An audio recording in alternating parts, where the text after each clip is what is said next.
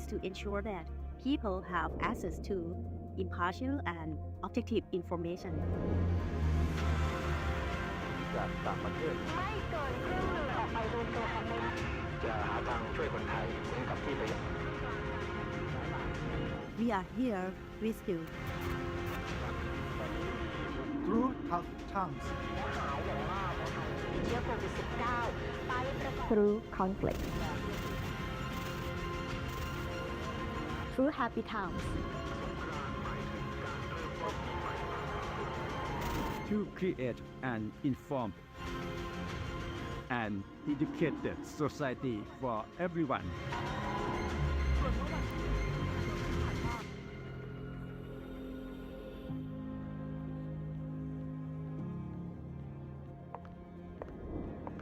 It's not just an English language news service, but we also help the world make sense of what goes on in Thailand and the region. This is the way. We begin tonight with Thai politics. In this fast-paced world, we keep you up to date. With global and regional news that are relevant.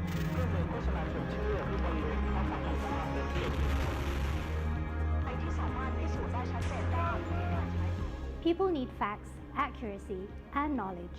We strive to be that trusted source when it comes to news and analysis.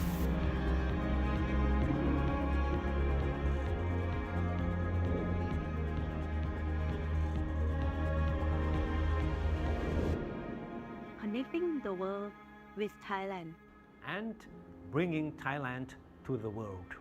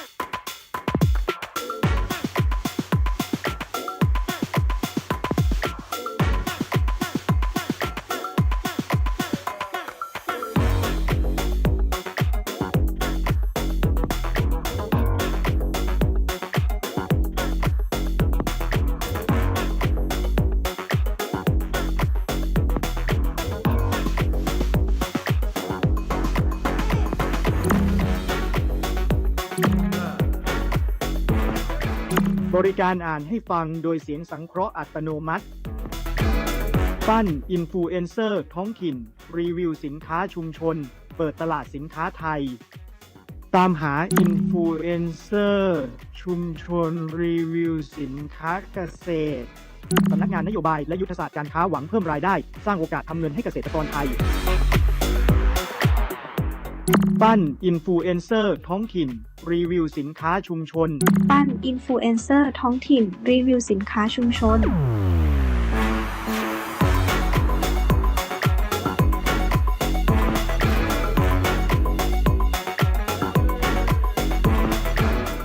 Here's the latest from your flash briefing from Thai PBS News. ว้าวุ่นเลยช้างป่าหนีเล่นน้ำจนเพลินลืมกลับบ้าน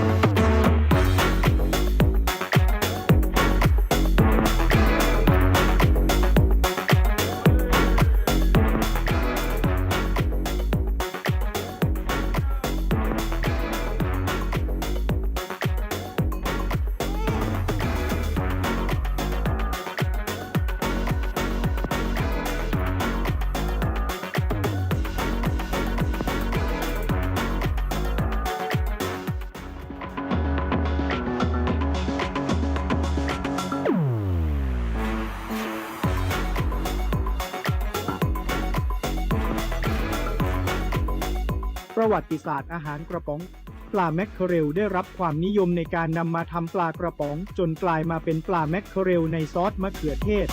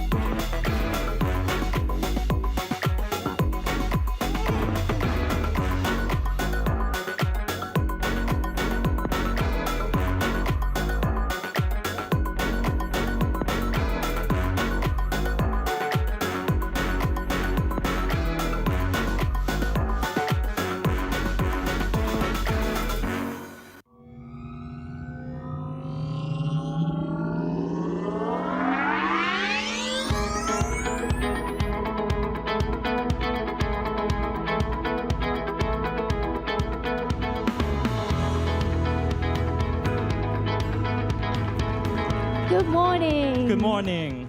Hello and welcome to the Asia Pacific Broadcasting Union's 2024 Global News Forum. My name is Claire Pachimanon. I'm the editor of Thai PBS World. And my name is Pongsatat Sukapong, Thai PBS News editor and host of Talo Kap Thai PBS, a weeknight international news program.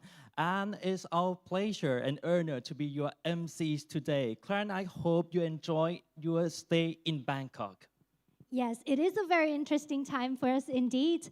And just to let you know, I will be your MC for the afternoon sessions, while Pongsatat will be your MC for the morning sessions. Now, Thai PBS is delighted to host this event as Thailand's public service broadcaster and a long-time member of the ABU and Asiavision.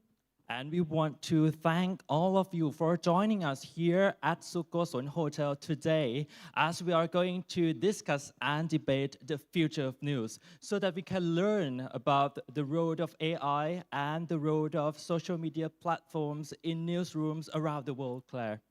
Yes, and now it is time for the official opening.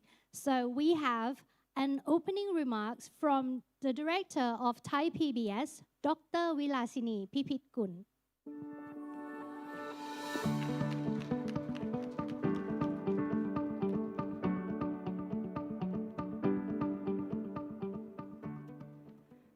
Distinguished guests, คุณอภิสิทธิ์ เวชชาชีวะ and esteemed colleagues.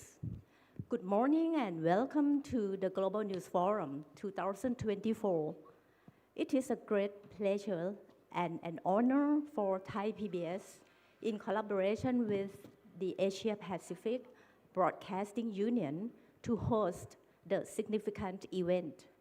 We are delighted to have distinguished journalists from various countries across Asia and beyond join us here today. The theme of this year's forum, Future of News, is both timely and vital. As we navigate an era of rapid technological advancements and shifting audience dynamics, it is imperative that we, as custodians of the truth, come together to discuss, deliberate, and design strategies that will shape the future of journalism. Our goal is to ensure that our profession not only survives but thrives in this digital age. At Thai PBS, we are committed to embracing innovation with continuously maintaining the core value of integrity, accuracy, and public service. This forum provides a unique platform for us to exchange ideas, share best practice, and learn from each other's experiences. By doing so, we can better equip ourselves to meet the challenges and seize the opportunities that lie ahead.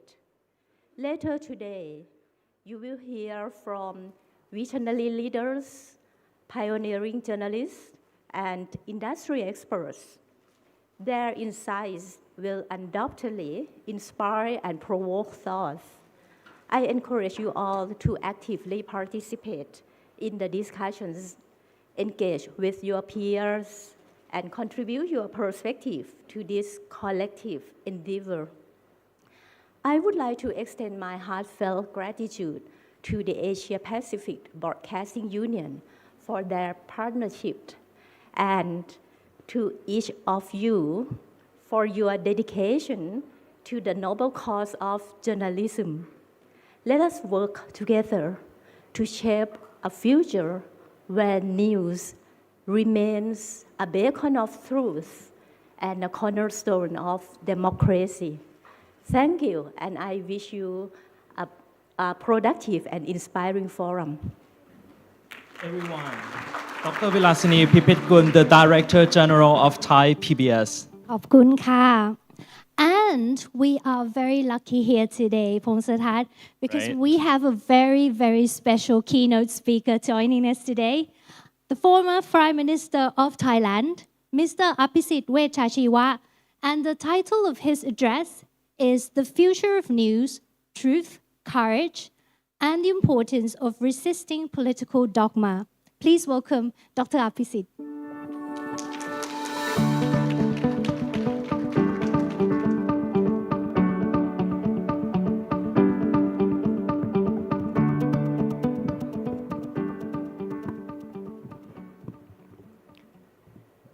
Distinguished participants, ladies and gentlemen, allow me first of all to welcome all of you who have come from abroad to Thailand. I hope that your time here will be both fruitful and enjoyable. It is a great pleasure for me to be among distinguished participants of this gathering of important people that I believe go some way to shape the events of the world. To share some thoughts on the topic of the future of news, truth, courage, and the importance of resisting political dogma. I have to say that topic is given to me by the organizers. It's quite a mouthful, and it is certainly very, very significant. Not just for what you are doing as journalists, broadcasters, or the media, but actually for the future of democracy, peace, and prosperity in the world. So let me just start by saying what I feel about where we are today. I feel that we live in an era full of paradoxes. First, so many of us had grown up as a generation that believed that traditional warfare was a thing of the past. But now there are still talks about the risk of maybe another world war. We live in an era where we see unprecedented technological progress. The scope, the pace, unseen in the history of mankind. And yet, we are facing an existential threat of climate change, where we have not been able to come up with either technology or change our ways of doing things to address the issue the way we should be doing in order to save ourselves and the planet. We live in an era where we've just made tremendous progress in terms of eradicating poverty. But we are also witnessing unprecedented inequalities in terms of income, wealth, opportunities in almost every society. And also witnessing a young generation that for the first time feels that maybe their future and their lives will not be as, the future may not be as bright and their lives may not be as prosperous as their parents. And we live in an era where information is most easily accessible to everyone. But we are also facing the risk of misinformation and disinformation taking over the world. Now, you may be wondering why I'm talking about this. This is not your responsibilities. Maybe it's the responsibilities of politicians. But I have to say that just as so often life imitates art, you'll be surprised at how so many events are also shaped by the news. And so allow me to just take a step backwards and think about what you've all had to do and fight in the past to remain true to your ideals of being custodians of truth, of being a cornerstone of democracy. In the past, you've all had to fight many forms of authoritarianism. And in the past, the state used to have pretty much a monopoly on how to disseminate information to the public. And anyone challenging the narrative of the state faces physical, legal, and other threats. But there was a long fight where we demanded freedom, we demanded access to information, we demanded choice through liberalization of the media.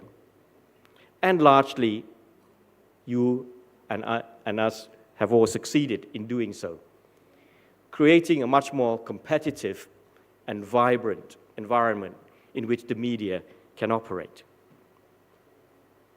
But then the game began to change because the authoritarians, the people who want to control information, have more subtle ways of interfering with the work that you do.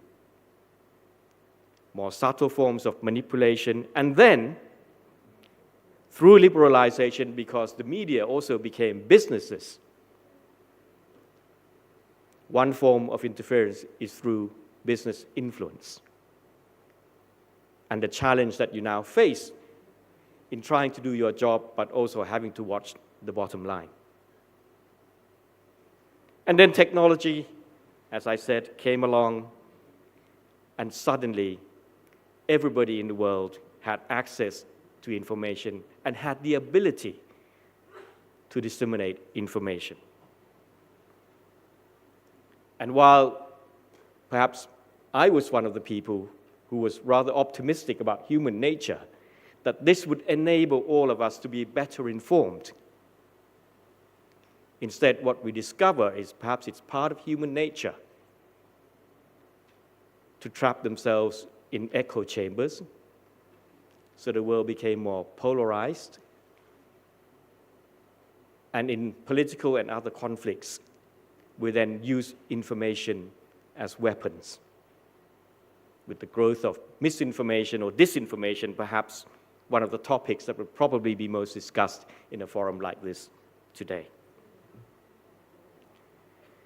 I'm recounting this to say that the challenges facing all of you today, some will be in traditional forms, but others is due to this new environment that you all operate in. And in trying to suggest what would be the important factors and ways in which you could face up to these challenges, let me just tell you a story in the news in Thailand recently.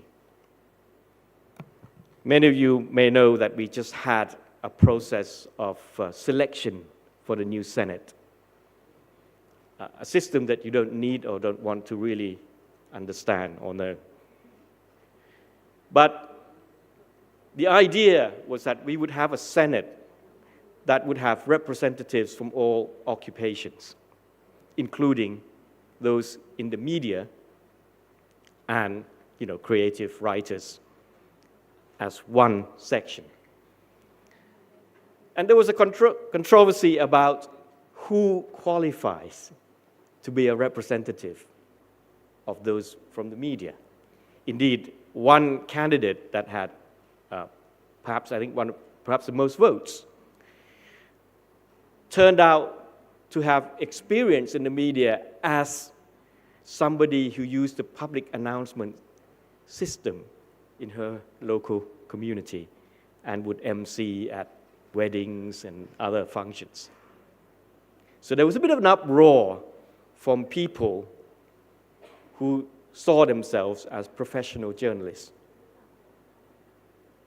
I tell this story to tell you that to face all the challenges that I have mentioned before, it comes down to this. What is it that makes you a professional journalist? Rather than someone who could just post or upload anything onto the internet, rather than someone who simply shares stories that they receive. Because if you can answer this question and distinguish yourself, that this is what makes you a professional journalist, I think you're almost all the way there to face up to the challenges of today. So first, truth. Something that maybe 10, 20 years ago we never felt would become so complicated a concept. But now, your job, the key part of your job is that you can simply not just report. Because anybody can be reporters now. But one of the most important jobs that makes you a professional journalist is that you are there to fact check for consumers, for the people. Because everybody is bombarded with information, but it is simply your job to be that filter, to make sure that what gets out to the consumers, to the public, is actually truth. And to do that, you have to have knowledge, and you have to have certain skills, particularly now being digitally literate. And it means that you have to always be open to diverse sources to make sure that you can actually fact check all that information that is coming out. And if you could go one step further, which is to actually seek out truth that is often buried either by the authorities or by those that are rich and powerful. So proactive, investigative journalism is in need more than ever before. That's the first part, truth. But it's simply not enough to know the truth or to want to get the truth out. The second part involves courage. Because in order to pursue and disseminate truth, you will come up against various obstacles. And it is vitally important that your job is to hold those in power to account. That takes courage, and I'm sure you know so many stories or examples or instances where your colleagues have in the past have to risk their lives and risk everything in pursuit of the truth, in trying to get the truth out. And collectively, as a body, you should also go some way towards making sure that there are good framework or environments to protect your colleagues in trying to do this job. That means rules in the workplace, that means the law of the land. You should be active in making sure that this environment can take shape. And apart from truth and courage, the obstacle that you face today, as the title suggests, is about dogma. Actually, I would go beyond political dogma. There is economic dogma, there is dogma in terms of narratives that are being created or perpetuated by many groups of people for their own interests and gains. And the importance of resisting this kind of dogma is what makes you a professional journalist, balanced and impartial. That doesn't mean you cannot express your opinions, but you just have to be transparent about them being opinions and what those opinions are based on. And to argue your case through the merits of the case, rather than repeating whatever dogma or which side you are seen to be on. And perhaps when I talk about resisting dogma, perhaps this may sound odd, but the biggest courage will now have to be actually facing up to those people who are supposedly on your side.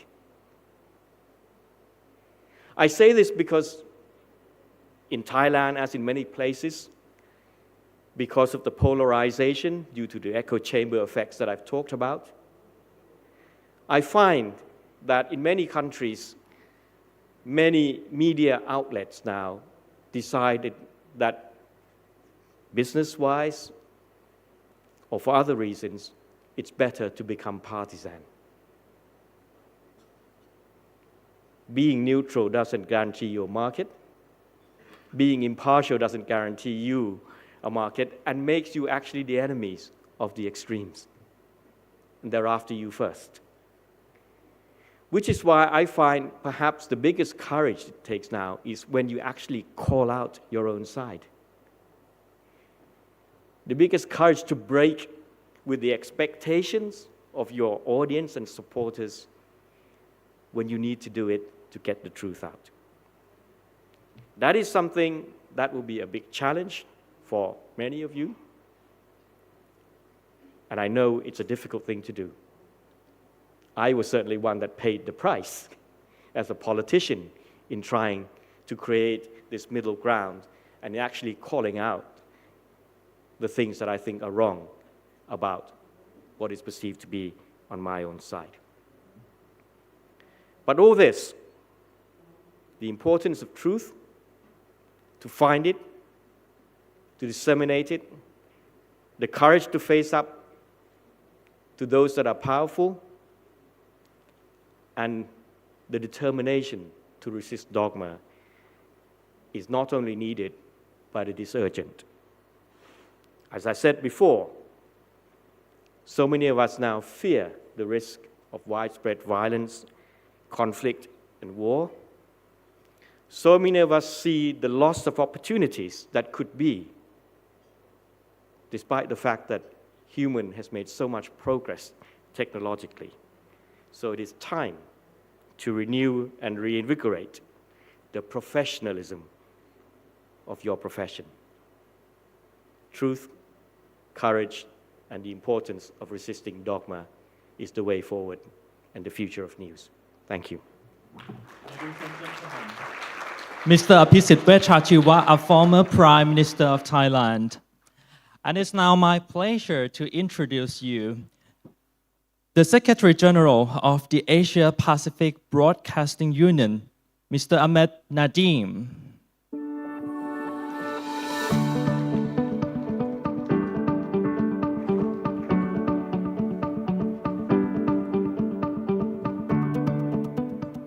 Assalamu alaikum. Good morning. Sawasdee krap. Apologies for my late arrival. As usual, Air Asia flights are always delayed. Unfortunately, I was not able to make it yesterday due to some urgent matters. Lovely to see you all here and welcome to this year's Global News Forum. And to follow up of a wonderful speech by Abhisit, it's very difficult because he has put some very important points about the future of news and the role of journalism. This year especially is a remarkable and important year for us. We are celebrating the 60th anniversary of Asia Pacific Broadcasting Union, also the 40th anniversary of Asiavision, our international news exchange. So it's an occasion to celebrate the foresight and wisdom of the founding members, their vision, their commitment, and to applaud those who have contributed to bring us here on both these platforms. It is also a time to look forward and move forward. Just as we have adapted to the changes in technology, platforms, audience demand, and audience expectation for the past 60 years, we need to keep the momentum and keep moving forward. More change is coming, and it would appear that the pace of change is faster than ever. The media landscape is changing at a dizzying pace. The way that we consume information, the platforms we use, and the very definition of news itself is under a flux. This rapid revolution, or an evolution, presents both challenges and opportunities for journalists, the broadcasters, and also the audiences themselves. We are living in a time where our work as trusted news sources and credible news authorities are being challenged to its core. We are living in a time where gossip is making headlines, where opinions are running the news. Unfortunately, social media seems to be running the show and the agenda, and without realizing, we are being dragged into it. We need to ask ourselves, how can we ensure the reliable news sources that we have been to provide high-quality journalism, and it thrives in the digital age? How can we serve our audiences and provide them the news they need while making the trust and maintaining the trust we have built across over the years? And most importantly, how can we continue to play a vital role in informing and empowering our communities while maintaining our credibility and integrity? In this context, I commend and introduce the Future of News report, which you have probably seen on your tables. This is the work of our members and our Asiavision team to bring to you some great insights and ideas from our members. It celebrates the work and wisdom of some of the Asia-Pacific region's best thought leaders, as well as the views of international partners and leading academics. The report also includes the results of our Future of News survey, which gives a lot of insight on how our perception of Future of News looks like. Let me take this opportunity to thank our host, Thai PBS, for their wonderful support and the arrangements for this meeting. I would also like to thank our team, Deborah and her team, for putting together a wonderful program for this day and challenging the topics that are relevant to future of news. Once again, thank you, and my apologies for being late. Enjoy the topics. Please be interactive. We have wonderful speakers, wonderful sessions.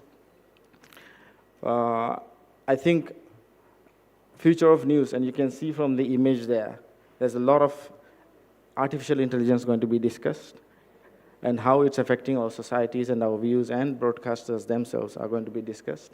So be part of the discussions, learn from each other. The reason why we arrange these kind of meetings and forums is to bring like-minded colleagues together so that they can exchange ideas and learn from each other. Thank you again, and have a wonderful time. Thank you very much, Mr. Ahmed Nadeem, the Secretary General of ABU, and he was reminding us that the Asiavision is 40 years old. Yes, and I would like to invite Dr. Vilasini and Mr. Apisit to join us here on the stage for a group photo.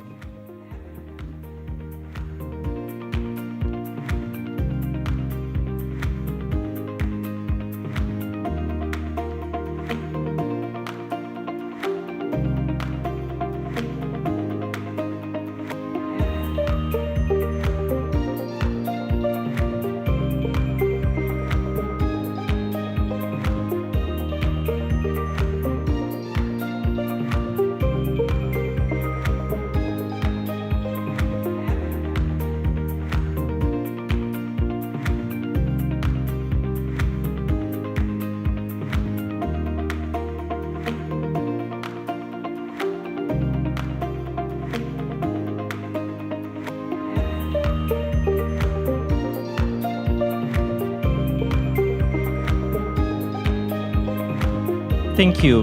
Thank you very much. Ladies and gentlemen, the theme this year is the future of news. The rapidly changing media landscape presents both challenges and opportunities.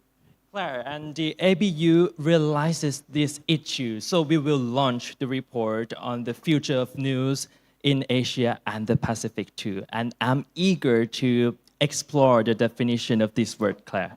Definitely, and we do have 7 panels here today for you to join, and we do have a live streaming as well, so hello to all the viewers at home joining on Thai PBS World Facebook and YouTube channel. And you are also a moderator, right? Yes, I will be moderating the last panel of today, and the theme is Future of News, What's Next? So people watching online, please stay tuned because our journalist, Dave Kitipat, will take you to see activities outside the meeting room. Oh, yes.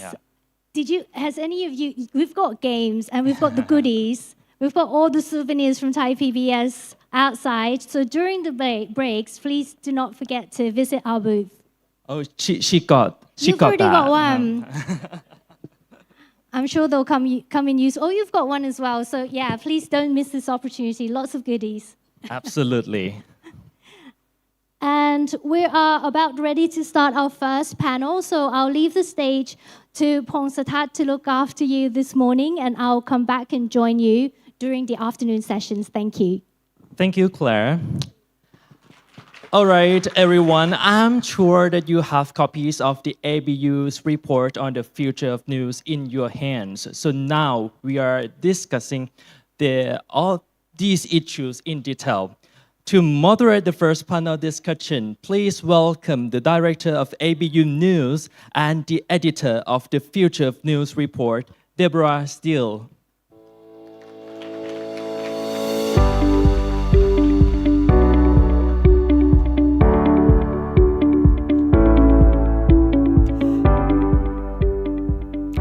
Good morning, everyone. With our first panel, it is my pleasure to introduce to the stage again Tep Chai Yong, host of this year's Global News Forum, and Thai PBS Executive Advisor, and also an essayist for the Future of News report.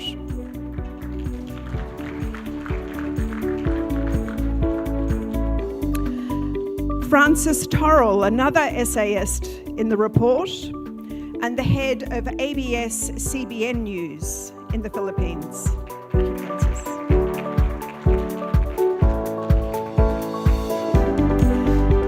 Suhaimi Sulaiman, Director General of RTM Malaysia.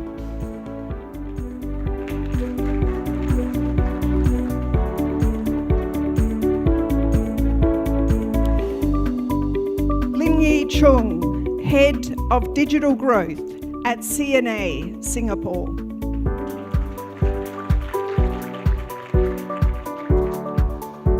And last but not least, Omar Farouk Tan Rafferty, Deputy Director General, Head of International Broadcasts at TRT Turkey.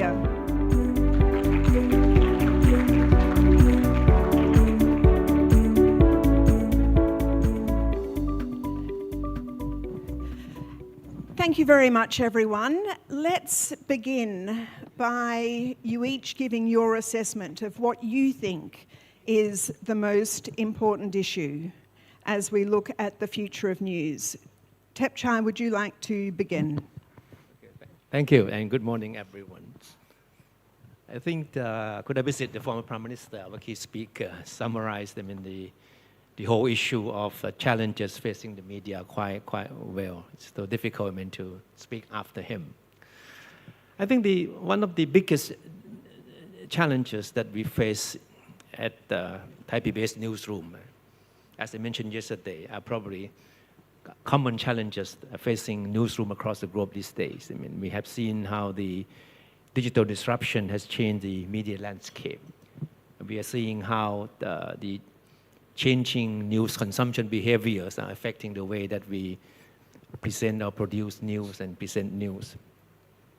But the biggest challenge that I think that we face these days, and especially in my case, is how to instill confidence in people in newsroom that there is future in what we are doing. And as Kun Abhisit just mentioned, that we're facing a variety of challenges that certainly, I mean, confront the very basic, I mean, ways that we do things. And of course, it's quite an irony anyway that they try to instill confidence in the news people that there's future in what we're doing in the face of dying of many media outlets. You know? Then a few weeks ago, while I was thinking of trying to come up with some thoughts for today's forum, and trying to think about a situation that would encapsulate all the challenges that the media are facing, then something hit home. There was an announcement by the leading news broadcaster in Thailand that it was scaling back its news operation that would lead to a layoff of about 100 people in the newsroom. And a week later, another a leading online news broadcaster announced a complete shutdown of its news service. And that would lead to layoff of, dozen more people.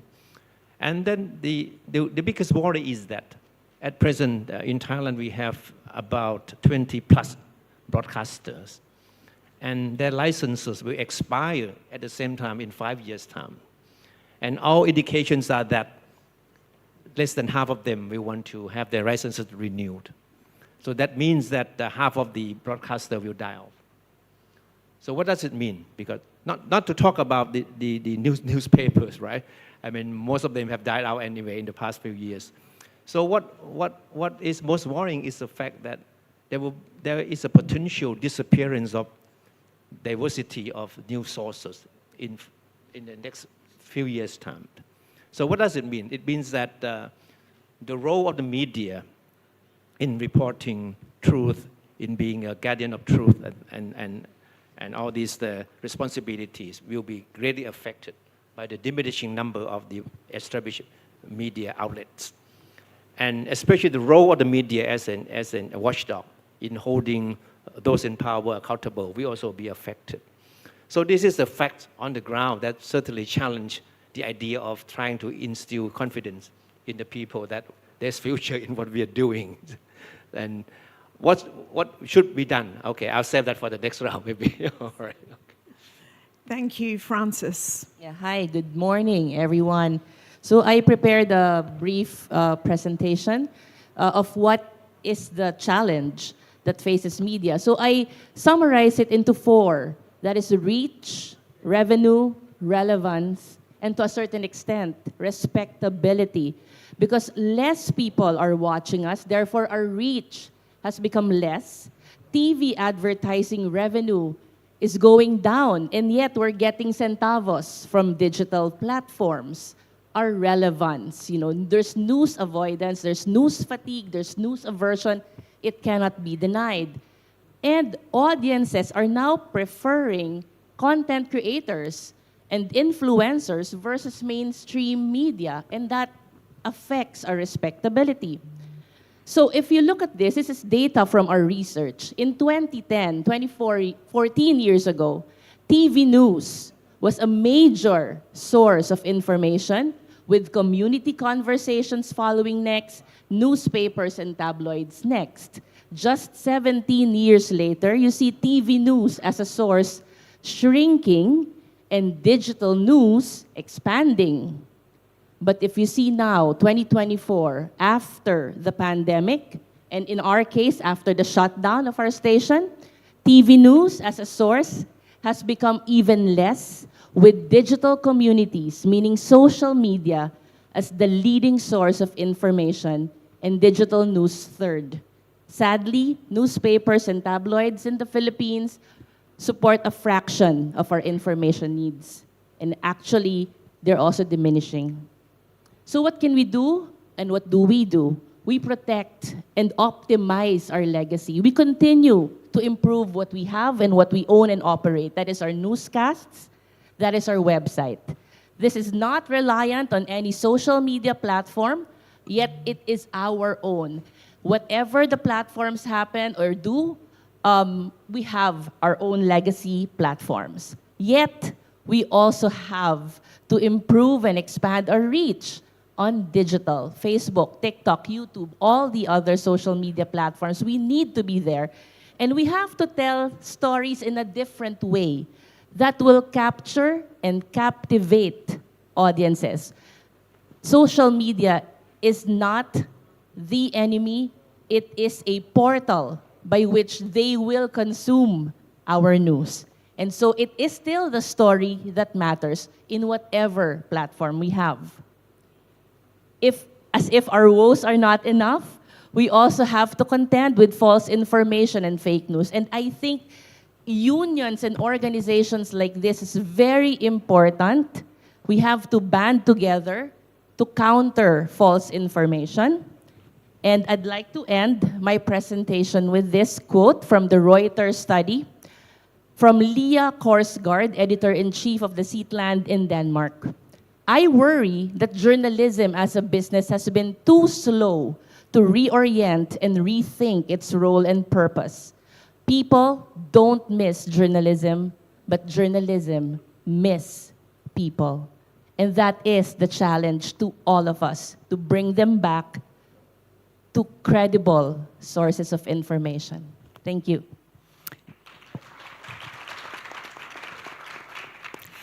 Sahami, what are your thoughts on the biggest issue? Okay. In Malaysia, for RTM, actually we started with a hypothesis. We felt that people's attention span is getting shorter and shorter, and they don't read anymore. That's the hypothesis. And they don't like long nightly news. So we experimented, yeah? Because at first we thought they have moved from the big screen to the mobile phones, yeah? So what we did was we shortened our 1 hour news, very boring 1 hour news, and we condensed everything into a 15-minute news. But we have more stories in that news, and the ratings, the viewership, for some of the news programs increased by 100%, some 200%, and some by 300%. That's a lot for us. So that's on the terrestrial side. And we're also growing audiences on our OTT, on digital. So what basically is, at first we started with a hypothesis, and then we commissioned we commissioned a study to one of the local universities, and they came up with the same results too. People can't manage information anymore. You know, they can only read like perhaps 3 sentences. Yeah, and then perhaps if they have time over the weekend, then they will do something to go in depth and find out more. So that's one of the things that we're facing at the moment. The second one is the money has moved from terrestrial to digital. So it's quite difficult to sustain. So what we do now is we try to unlearn certain things. Yeah, for example, we work together with the ministries. For example, we work together with our finance ministry to, because people hate business news, economic news, because it's so dry. Yeah? So what we did in Malaysia was, we use cartoons, we use animation to tell the story of how the revenue for the country has increased by such and such a percentage, and that worked. And people loved it, yeah? So I guess people are so engrossed in making ends meet, and they work so hard, so they need to be entertained. So we realized that we need to unlearn some of the things that were taught in journalism schools, and we retrain our reporters to think fun, yeah, to present everything fun, not necessarily, you know, when I first started in journalism 32 years ago, when you don't have statistics, when you don't have bar charts, when you don't have bar graphs, the editors will throw your reports away. So, but today, if you don't have cartoons, if you don't have animation, that will not guarantee anything that people will consume your content. So it's basically changing. So the problem that we have now is how to unlearn what you have learned in journalism school. That's one of the things that we're also facing at the moment. Yeah, for now. Thank you. Lynn, over to you. Yeah, so I'm from CNA, headquartered in Singapore. It's part of the MediaCorp news brand stables. We report in different languages, but we all see the same thing. The biggest issue that we see facing the news industry today is not just news fatigue, it's very specific to bad news fatigue. So you would have seen the Reuters Institute's digital news report saying people are reading the news less, they are consuming less overall. But the key thing is because we are actually tarred with the same brush because of the bad news, specifically bad news fatigue, platforms are withdrawing from news. You see headlines like Facebook is no longer friends with news and so on. You can also see headlines like TikTok suppresses certain topics on news. YouTube, on the other hand, is trying to encourage news consumption. So you have all these platforms that are trying to package the news in a safe manner for their users that might not come to the platforms for specifically for news use, and therefore our reach has been curtailed. It limits our revenue opportunities overall as well. So this is an opportunity for us to reinvent ourselves, and yes, it's a massive issue, but I find that the big issue we have to ask ourselves is, we always think if it bleeds, it leads. You know, sad and bad news always leads the program, always dominates our headlines on our website. What can we do next? Thank you. Omar. Thank you, Deborah. Sawati Ton Chao. Good morning. And thank you, ABU and Thai PBS for hosting us in this beautiful city of Bangkok. And there's a Thai saying, Nam kun hai reep tak. I'm not sure I'm said correctly, but it's said that when the water rises, quickly fill your bucket. This proverb emphasizes the importance of seizing opportunities quickly. We need to be open to innovation in the digital age. And we should not see AI age or these technological developments as a risk, but we should see as an advantage. We need to prepare well, improve our quality, and be ready for our competitors. I'm very positive about the future of news. We need to be optimistic, but it's really about bringing stakeholders together. We were talking about same concerts last month in Italy, Napoli, with our colleagues from EBU and Abu Rai days. Actually, we were together with Ahmet Nedim, Secretary General. And we must stand united and build the future together because as ABU, we are reaching more than half of the world. And that people sees us as a reference networks. We were talking about the fact-check mechanisms, disinformation, misinformation, but we are the reference channels, and we need to continue like that. A year ago in Kuching, Malaysia, I said that our audiences' news behaviors are changing. And it changed, and it continues to change. So in previous year, at that speech, I said that after 5 years, we may get news from contact lenses maybe. And the Apple announces their glasses. And what happened? I said again that after 10 years, maybe we don't need to get any news because of a chip that implemented to our brain. And Elon Musk implemented the first chip. So it goes very quickly. And we need to be ready for that and all together. Because all the conferences I attended as a speaker, we are discussing. We need to stop discussing, I guess, and we need to move, but all together. Because this is off the record, okay?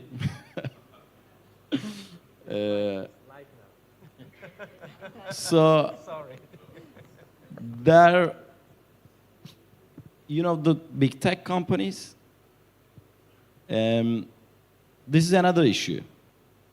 So we need to collaborate with them, but, okay, maybe another round table, I will tell more about this issue, okay? But we need to think about that. Yes, pervasiveness of technology, rise of misinformation, generative AI and synthetic content, these are the risks, but we need to be really clearly understand what is against us, who is against us, and who we are dealing with at the end. So that's all for now. So also I would like to tell what we have done already as TRT, but in other section or now, can I continue, Deborah? Well, maybe we just canvass some of the other issues, and in particular that one on big tech, because it's a huge issue when so many news organisations have invested so much in getting onto social media platforms, in using that as a way to drive traffic back to their sites, and yet the future of being able to do that is seriously in doubt by decisions by Meta through Facebook and some of the other issues, potential bans in some markets of some platforms, restrictions on the age at which people can access social media. So would any of you care to comment on that issue in terms of, Francis, you mentioned the importance of having your own site and driving traffic straight there. Would you like to expand on that? Yes, I can. Yeah. Our news website is not making money. That's one thing I can say. Because the money is not going to news sites. They're going to the social media platforms and to digital personalities. But we do endeavor to keep it up because it's not dependent on any social media platform. However, it is correct. People are reading less. But they will read something that has impact on their lives. They will read something that there's interest in. So what we're doing in ABS-CBN is we're creating a new unit that is called Digital as Primary Screen Team. We're no longer going to think broadcast when we tell a story. When we tell a story, the first thing in mind is, how will I do this in social media? How will I do this in the website? How will I do this in YouTube? Not anymore, how will I do this for the newscast? Or how will I do this for TV? Digital as primary screen. And so far, we've gained headway because it's a new way of doing things. And I told the team, if we do the same things in the same way, we cannot expect different results. So we have to do it differently. Tepchai, in your essay, you say that Thai PBS doesn't focus on what's trending, it focuses on what's important. How do you strike that balance between your obligations as a public service media broadcaster, serving a national interest, a societal purpose, and being relevant to audiences? First of all, your off-the-record remarks have just gone live. All right, we are live streaming this session and the other session as well. But to answer your question, I think it's very important that we have to understand that all those happenings out there, the news stories that are trendy, I think certainly, have been the domain of social media these days now. I think the more established media outlets should not try to compete with the social media platforms in reporting things that are trendy. I think. As far as Thai PBS, which is a public broadcaster, is concerned, I think our role is not just to report things, especially not to compete with any outlets in reporting things that are trendy or breaking news, things like that. But I think the idea of having public broadcaster and the idea of having any established media outlet is for these outlets to really report things that are important to the people as well. And beyond that, I think it's very important that the media, Thai PBS especially, also play a role of being a check on people in power. And being a broadcaster that really hold, whoever is in power or any interest group accountable. So that means that we also, not only Thai PBS, I think all the established media outlets, the expectation is that they should also, on behalf of the society, be a check on the interest groups on across the society. So that means that they have the duties to pick up on important issues, but make them easy to understand so that people will be interested in all these issues that are important to them and be an active citizen in following up all these issues. And also, I think equally important is the role that the media, especially for the public broadcaster like Thai PBS, is to be a forum, a meeting places for people to talk about their views, their diverse opinions, so that there would be a diversity of views and opinions on important issues. And I think that's very important.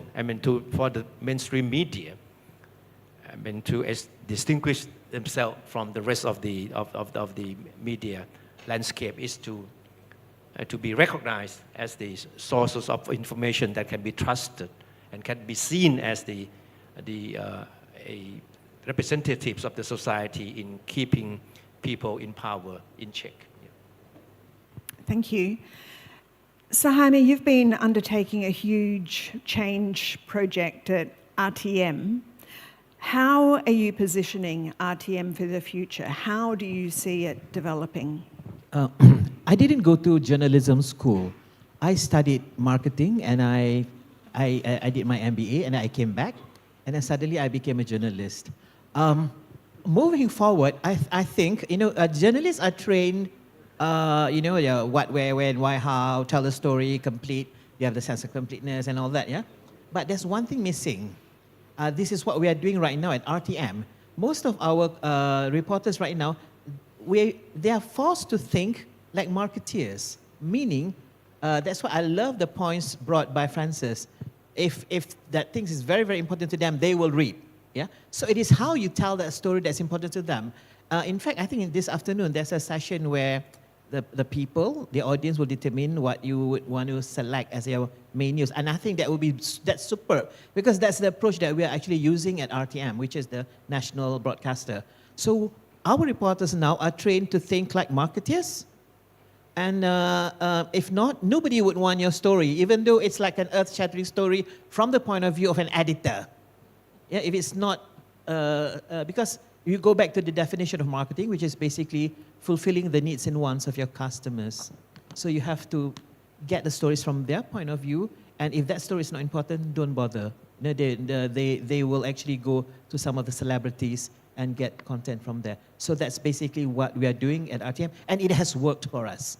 So you have to find the balance between nation building, doing your job as a true journalist and editor, and at the same time, you must make sure that you have the numbers. If not, you're not attractive to the advertisers. So you have to do the balancing. Sometimes on a continuum, you fail here, but you succeed here. So you do that on a daily basis. You do the juggling work, yeah.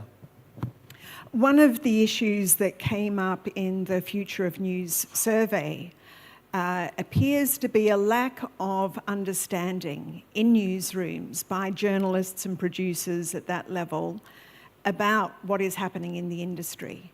Has that been a challenge for you at RTM to get the message across to all people, not just management level? That is why we, well, in RTM, we have what you call the Raise the Bar breakfast.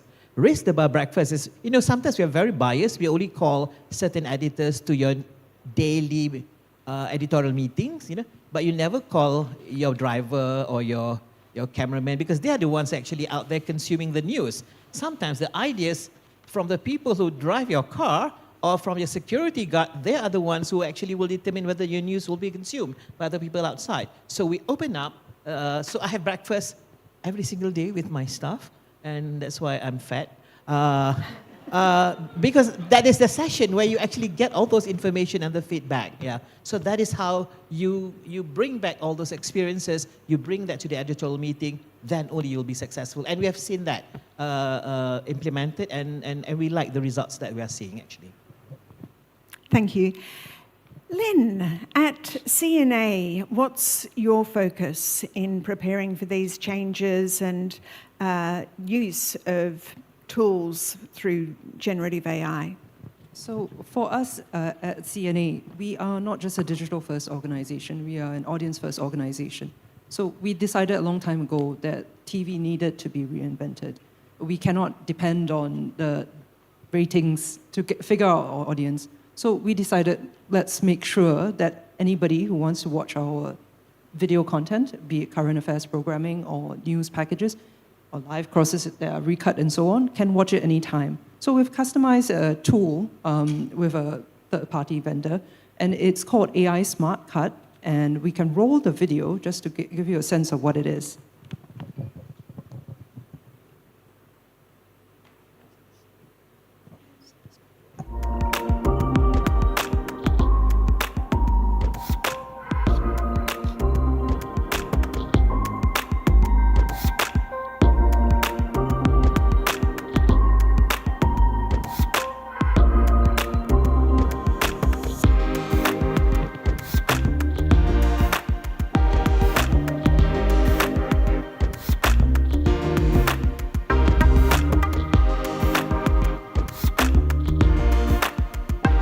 So the videos that are clipped out by AI Smart Cut are fed onto YouTube and our website just minutes from it airing.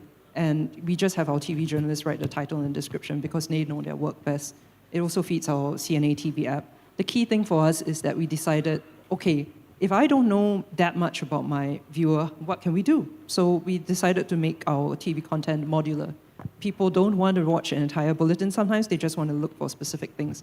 So these are the bits and bobs that we put out quickly. So in future, if you wanted to search for latest coverage on a certain topic, for example, maybe it will be served as a customized bulletin. We just wanted to lay the foundation for that. So we trained AI for about 1.5 years. It works on it recognizes voices, presenter and journalist voices, and then it also does natural language processing to decide that this introduction goes with this package or this question goes with this answer. It clips it out to 85% accuracy, and in the event that the in and out points are slightly off, we make it very easy for you to just fix that. So 1.5 years, we only launched it, I would say, towards the end of last year, but it's been pretty successful. We get our videos up from TV much quicker up online, and we are about to launch, we've just launched it for Tamil news bulletins. 85% accuracy. The simpler your bulletin is, the more recognizable patterns it is able to train the AI much faster. And we're about to launch it for Malay as well.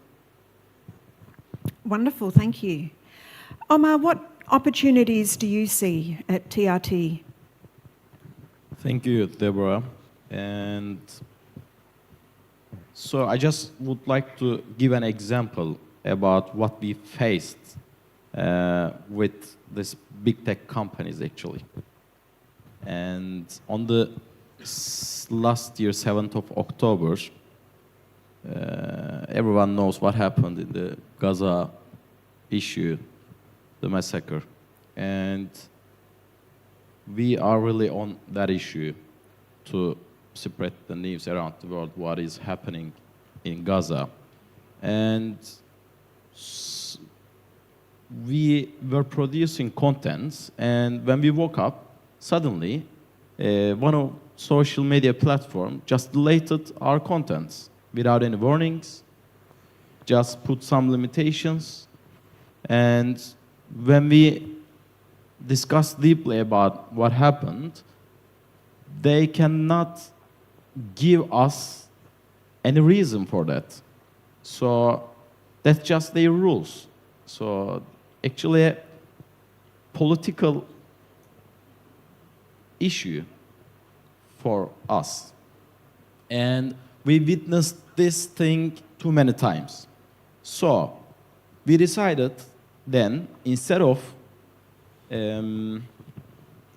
like using their rules and ways, we need to create a super app that customers, our own audiences, can follow us from our own app with same technology and like using AI and other new issues. So hopefully on October, with the General Assembly that we will host all of you, and we will launch our own new brand, and it will call TRT Global. It will be our umbrella brand of international operations. In 2 years, we took from 4 channels, 4 languages, to 13. And now, with the TRT Global, we will start broadcasting in 45 different languages, which will bring us at the first row for the language number. And with that super app, our audience will have a news assistant in 45 different languages.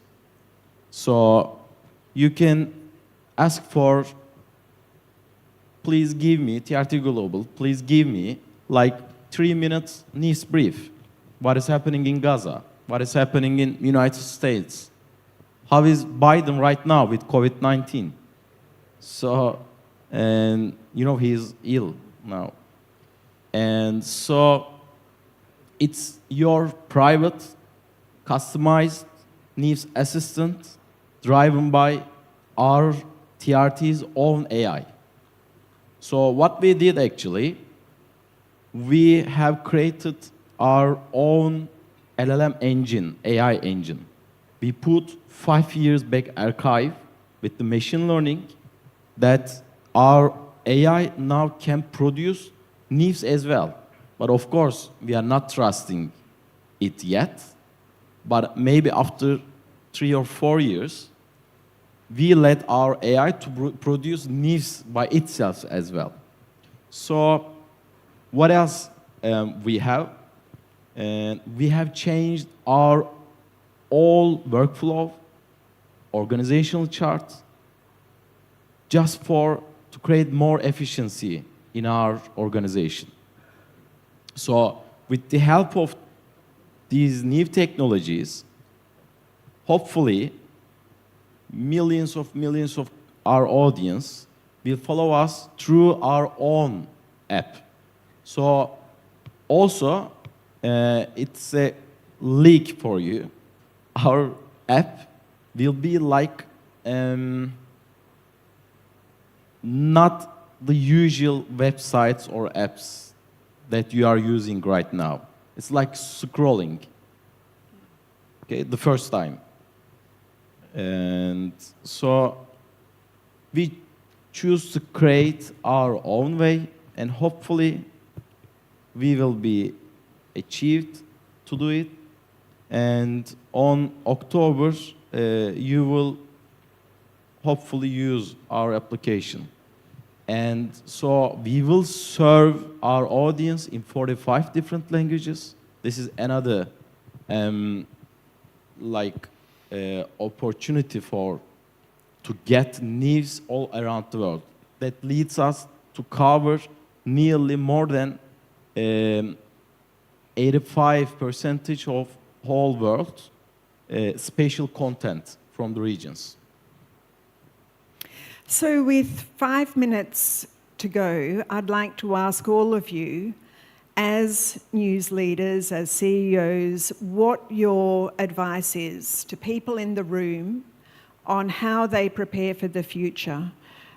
When timelines become ever shorter, so many factors to consider, what is your advice on their best approach? Tepchai. Okay, I think what we are seeing as far as the technological advancements are concerned, I think we are only seeing the tip of the iceberg of things to come. I think we would be fooling ourselves to claim to know what lies ahead 3 or 5 years from now.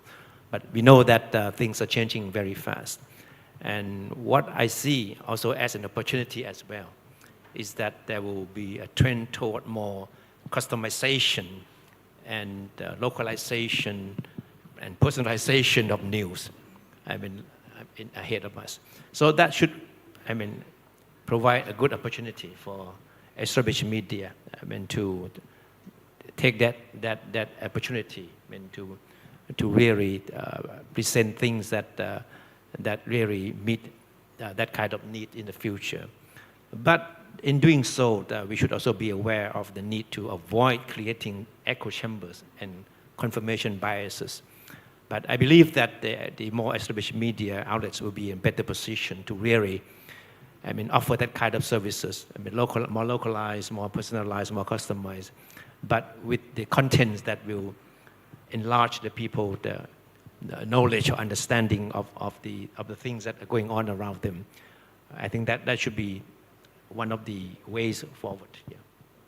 Thank you, Francis. Yeah. 3 things. One is think like a marketeer. That's really a very good advice. Think like an audience. If you're bored with your own story, most likely your audience will be bored too. So think like an audience. That's number 1. Number 2, deliver unique content. As news organizations, one of the pitfalls is we have the same content, the same political content, the same business content, but endeavor to deliver unique content that will make the audience come to you because only you have it. And third, start to think global audience. Do not think just of your country. Think of reaching more audiences globally, because where the audience is, realistically, the money will follow to sustain our operations.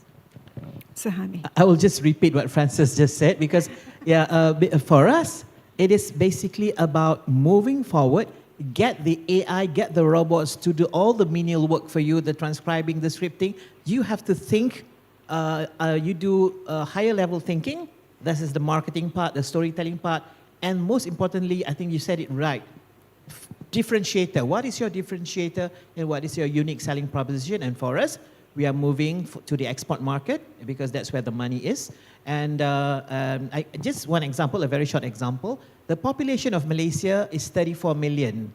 Last year, on our digital platform, we recorded one single event, 10.3 million, unheard of in Malaysia. So I decided to check with the technical tech team who actually watched. Don't tell me a third of Malaysian population is actually watching this.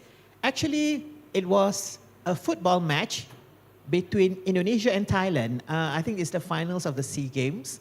But one thing that we learned from there is if you have your content well marketed, you can get audiences from around the world. That's our OTT basically, yeah, and also some other platforms. So they will come in, they know where to find good content. So thank you to the people of Indonesia and also Thailand for watching the soccer match. We recorded 10.3 million. So that's where we have to think internationally. Yeah. Thank you. Lynn? I think you have to diversify. Nobody is one note. The viewer that you are in the morning is not the same viewer at night. It's the same for reading as well. We have to prepare for asymmetric consumption of news. News should not be ephemeral. It should be searchable. So make sure that your content is modular, meta-tagged properly. It can be served on any surface that somebody wants. And one thing is, the answer is not clickbait, right? Just because people don't like that much serious news. You have to find solutions journalism to put in front of people. The one thing that I would say to all broadcasters and publishers is that, yes, you are very used to being that authoritative, credible source, but actually people just want to soothe their anxieties in a very fractured and difficult world. So how can you reinvent yourself as a smart, informed, trusted friend? And on every surface, could it be a chat app? Could it be YouTube? Could it be on your own app? The key thing is coming across as authentic and sincere. And that's where I see a tremendous opportunity for broadcasters like us. Essentially, video is having its moment because video transports you to a time and place and at moment. And that authenticity, you cannot recreate oftentimes with other types of media. Yes, you can have avatars. Yes, you can have all sorts of other nice, fancy things, but people just want information that they can see and trust for themselves. Good advice. Thank you. Omar? I would like to say, let us seize leadership in shaping the future of news through innovation. Commit to truth and transparency, ensuring journalism remains a beacon of reliability. AI isn't just changing journalism, it's super changing our mission as well. From tailored content to global fact-checking, we are building a future where every story matters. Now, every voice is heard and truth prevails. And we should create the future altogether, not just as ABU, EBU, African Union, the other unions as well, as all public broadcasters all over the world. Thank you very much, Deborah. A wonderful note to end on. Please thank our wonderful panel. Thank you, Deborah, and all panelists. So let's take a group photo.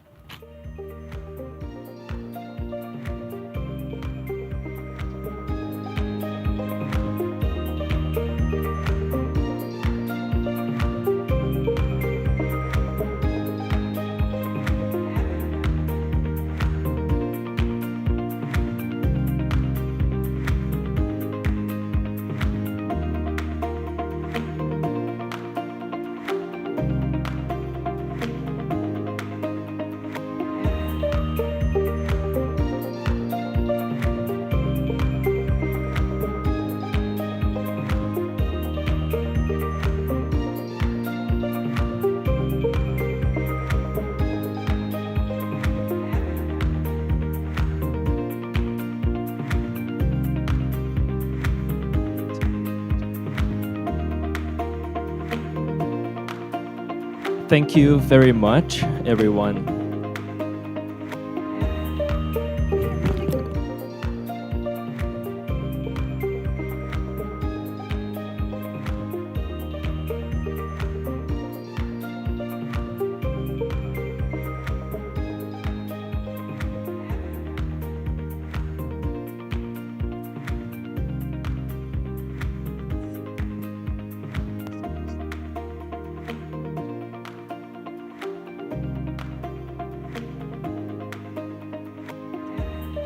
Ladies and gentlemen, we are going to have a break now, and the next session starts at 10:55. 10:55. Coming up next, head of the digital news division at NHK Japan will discuss Impression Zombies. And for people watching online, Steve Kitipat will take you to see interesting activities in the forum. Please follow him.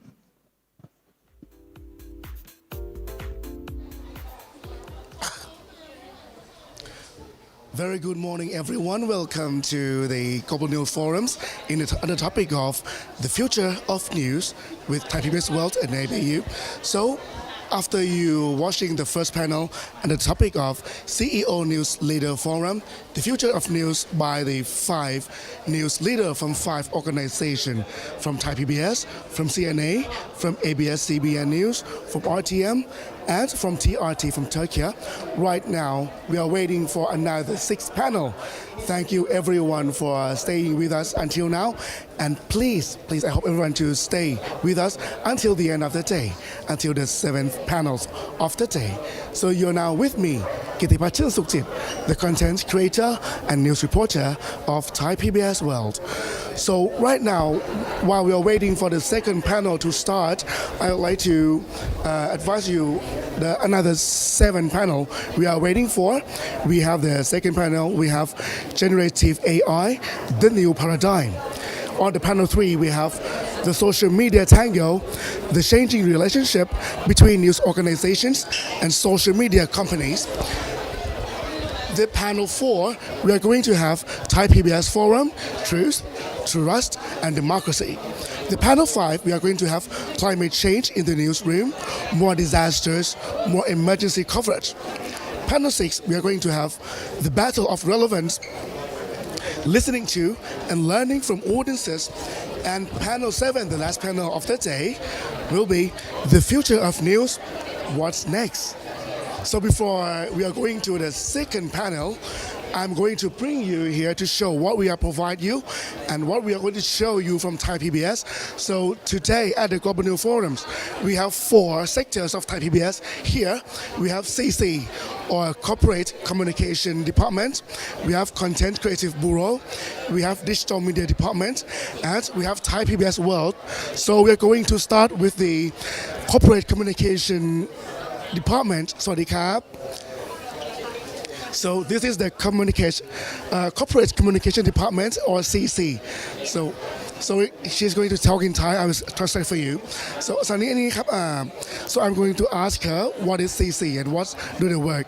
อันนี้ CC ครับทำงานอะไรบ้างแล้วก็มี product อะไรบ้างครับ ค่ะก็ CC นะคะก็มาจากสื่อสารองค์การนะคะก็จะเป็นหน่วยงานที่ทำหน้าที่เผยแพร่แล้วก็เนื้อหาต่างๆแล้วก็สื่อสารภาพลักษณ์ขององค์กรไทย PBS ของเรานะคะแล้วก็วันนี้นะคะที่บูธของเราก็จะมีตอนนี้เรามีสิ่งที่จะมานำเสนอนะคะก็จะมีทั้งหมด7สับแบรนด์นะคะเดี๋ยวจะให้น้องๆนะคะอธิบายว่า Product แล้วก็สับแบรนด์ของไทย PBS เนี่ยวันนี้ที่ตอนนี้เรามีอยู่เนี่ยมีอะไรกันบ้างนะคะนี่คือเดี๋ยวให้น้องๆSo the duty of the Corporate Communication Department is to look after the image and identity of the organization, and they have 7 sub-brands here today to show you. So what are the 7 sub-brands today?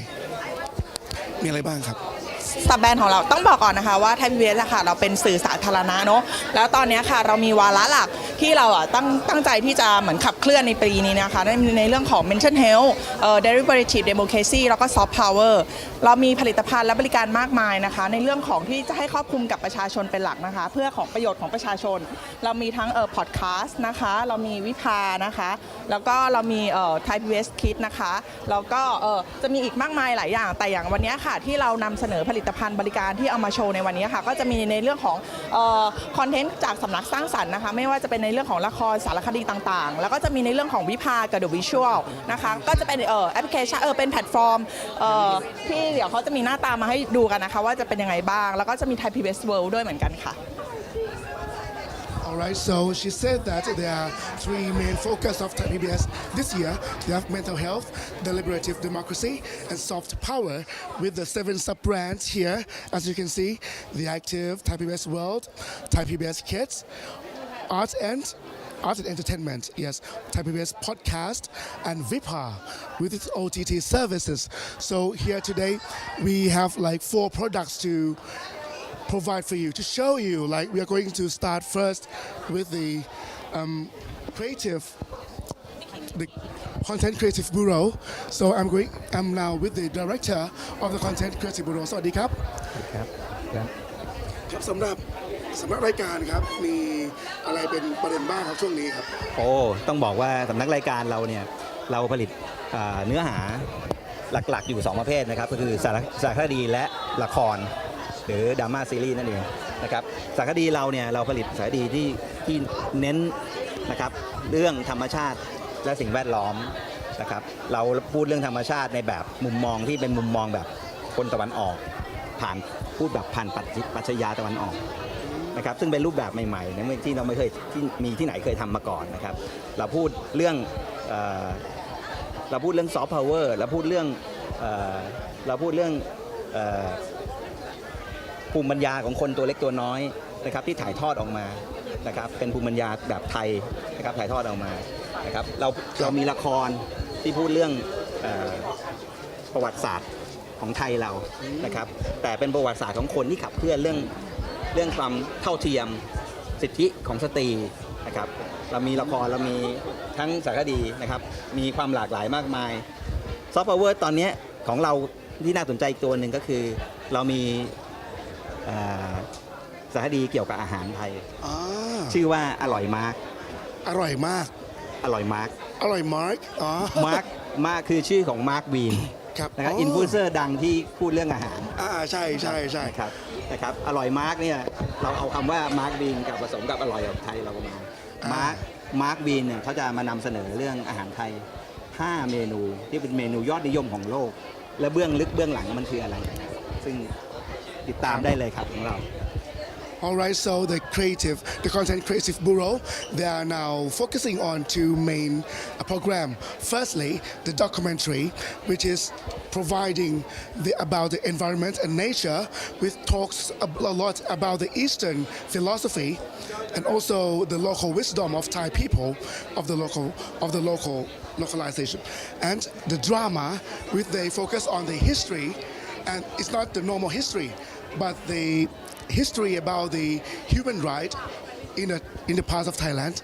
We also have the human right history and also the woman right history in Thailand, which is very interesting. And next is the food program, right? Which called Alright Mark. Alright Mark. Actually, Mark in English is it's name of Mark Queen, but in Thai it's Mark. Mark means very. Alright Mark means very delicious. And Alright Mark comes from the Mark Queen, which is the food influencer, right? Which is going to present to you the 5 top menus of Thailand, which is top menus of the world, top dishes of the world. So 3 เรื่องใช่ไหมครับผม3-4 เรื่องครับมีจริงมีเยอะครับถ้าติดตามดูทางวิภาเนี่ยจะเห็นว่ามีหลายรายการมากครับ Alright, so he said that you can follow up this program on Vipa, which is OTT program. And so next, you're talking about Vipa already. So next, I'd like to interview the Vipa staff. สวัสดีครับ Hello. So, what is Vipa? What is Vipa? Yeah. Okay. Let's say on behalf of Thai PBS Digital Media Department. So now we present 2 products among our many offerings, such as this is have 2 of them we call Vipa application, and the visual that she will explain to you later. So let's begin with the Vipa application. Yes. Vipa application is a Thai PBS OTT platform that's providing lots of contents that for mobile and big screen user. So that you can choose and spending time with your family. Yes. Yeah. Okay. Including the exclusive content such as the documentaries, such as the Thai drama for Thai PBS as well, and also we available for the English subtitle for international viewer. Yeah, that I have the special one. This is we call big size service. Big size. Big size? Yeah, big size feature. Yeah. That is like the larger sign language window. As you can see, that is suitable for the deaf people. Yeah. That is the priority for Thai PBS. That in commitment, accessibility, and user experience as well. Yeah. Wow, This so- is it. Yeah. Firstly, Vipa, the OTT products, and also the big sign. Yeah, we give priority to the deaf person. This, that we concern for the all people can watch our program. Yeah. On the Vipa application. All right, so this is very interesting because Yeah. TBS This see is- the importance of deaf people. Everyone should be equalization, equal. Equal. Okay. Every equal. Okay. Next to the visual. The visual, this is the visual.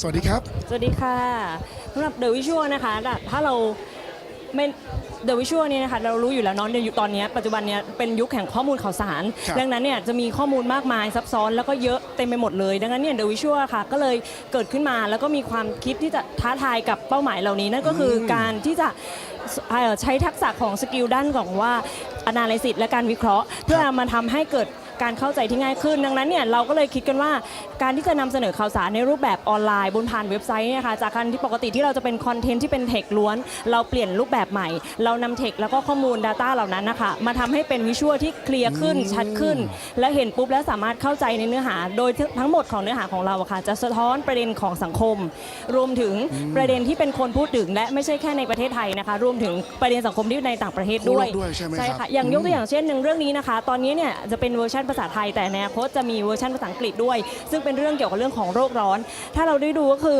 ตัวอย่างของงานของเราก็คือจะเป็นการที่จะพรีเซนต์นำ Data ทั้งหมดนะคะมาออกแบบรูปแบบวิชวลให้ดูเข้าใจง่าย โดยการมอง ครับ เพียงแค่ครั้งเดียวโดยที่ไม่ต้องตีความมากแต่ที่สำคัญค่ะในงานของเราจะไม่มีการบิดเบือนข้อมูลข่าวสาร ครับ ถึงแม้ว่า Data เหล่านั้นจะเป็น Data ที่เรานำมากรองใหม่ก็ตามนะคะโดยจะต้องอยู่บนพื้นฐานของจริยธรรมข่าวสารเหมือนกันค่ะ นี่สำคัญมากเลยนะครั ใช่ค่ะ So the visual is a product that provide you I can say that they are challenging with the big data, which is a lot of information in the world right now, and also in Thailand.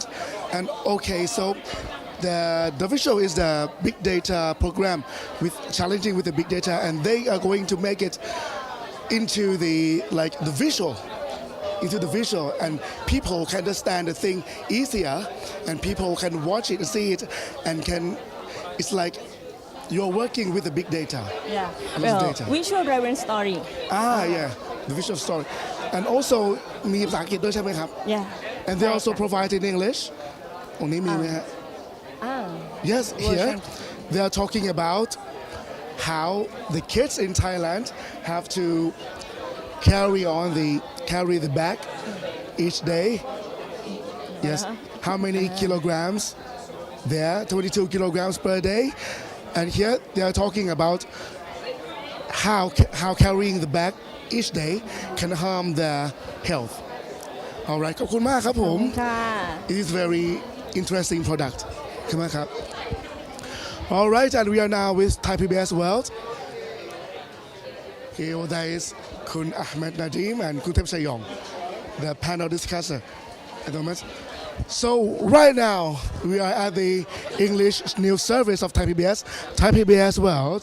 สวัสดีครับ Are there more microphones? Yes. So what is Thai PBS World and what we are working? Yeah.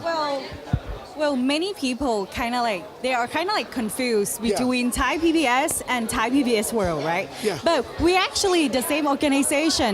But Thai PBS World, we produce English language news service. Yeah. So basically, what we do is we present English language news. Yes. Yes. So, yeah. And yes, most of them. So our slogan is bring Thailand to the world and also bring the world to Thailand. So here we can see there is a lot of many interns in the back.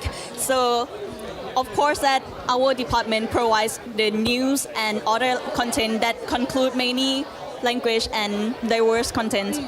And the news coverage and the new coverages it's are widely covered. For example, we also cover like domestic news, right? Yeah. Domestic news like serious news, hard news, and we also have soft news, which is lifestyle and features. Yeah. So it seems like here we have game to play at this booth, right? Of course, but you need to tell us first, since you are the content creator at Thai PBS World. Oh, it's my turn. It's my turn. So the question is, what is the most impressive that you feel it is the impressive ever since you work here? Oh, my stress is now. So, what I'm impressing the most is I can develop my skills in Mojo or mobile journalist for the past 6 or 7 years. So it's now it's become my main skill, my main focusing skill, the Mojo. And also we have a lot of news article, a lot of news stories about news stories. art and culture and gastronomy and international relations, which I'm focusing on that. And our flagship service of Thai PBS World is our website, because most of the news are on the websites, right? So don't forget to visit us on Thai PBS World website and other main social media, such as Facebook, YouTube, or TikTok, Thai PBS World. Thank you. All right, so here. I almost forgot. I have the chance to lucky draw, right? Do the lucky draw here. All right. Are there any 1 million baht here? Oh, I mean. I like blue color. Okay. So I will have this one. So the biggest prize here is number 3. So let's see what you get. It's number 3, right? Number 1. Oh. The smallest one, but it's okay. It is very useful. Yeah. So actually, normally number 1 must be the biggest prize. Oh, I mean, it's a little trick for us here. So. Okay, and we also have the Chinese news service also. All right. With so, Nong Tian here. Yeah, I'm glad to see you here and 欢迎大家来到我们的频道。我非常高兴能够代表 Thai PBS World 做你的新闻主播。好的。Can you translate what you said? I'm so glad to be a representative for Chinese news, and also we have many interns from around the world, which is now we here with Sai. She's from French, and okay, please say something. In French? Yeah, and actually, you can speak Thai too. Ok, well, bonjour tout le monde, je suis ravie. Je m'appelle Sixine et je suis une. How you say that again? Stagiaire à Thai PBS. Voilà. Oh, can you translate in English? สวัสดีค่ะทุกคนชื่อชายค่ะแล้วก็วันนี้เป็นของตอนนี้เป็นนักศึกษาฝึกงานค่ะที่ Thai PBS ค่ะ So this show a lot of diversity we are. Yes, we have Chinese news service. We have also the trainee from other countries like France. So which university are you from? So the university is called INALCO, which is like in France. In France, yeah. Wow, in what city? What do you mean? What city in France? In Paris. In Paris, in the capital. Yeah, in the capital. Wow, so very it's a university where you can learn a lot of languages, especially from Asia. So I heard that you can speak Thai, right? ใช่พูดไทยได้ค่ะนิดหน่อยค่ะ So you are half blood or? ไม่ใช่ No, really? I'm purely French. How long you study Thai? It's been 4 years now. 4 years. Study Thai in France? Yeah, in France. And last year I was an exchange student in Silpakorn, Bangkok.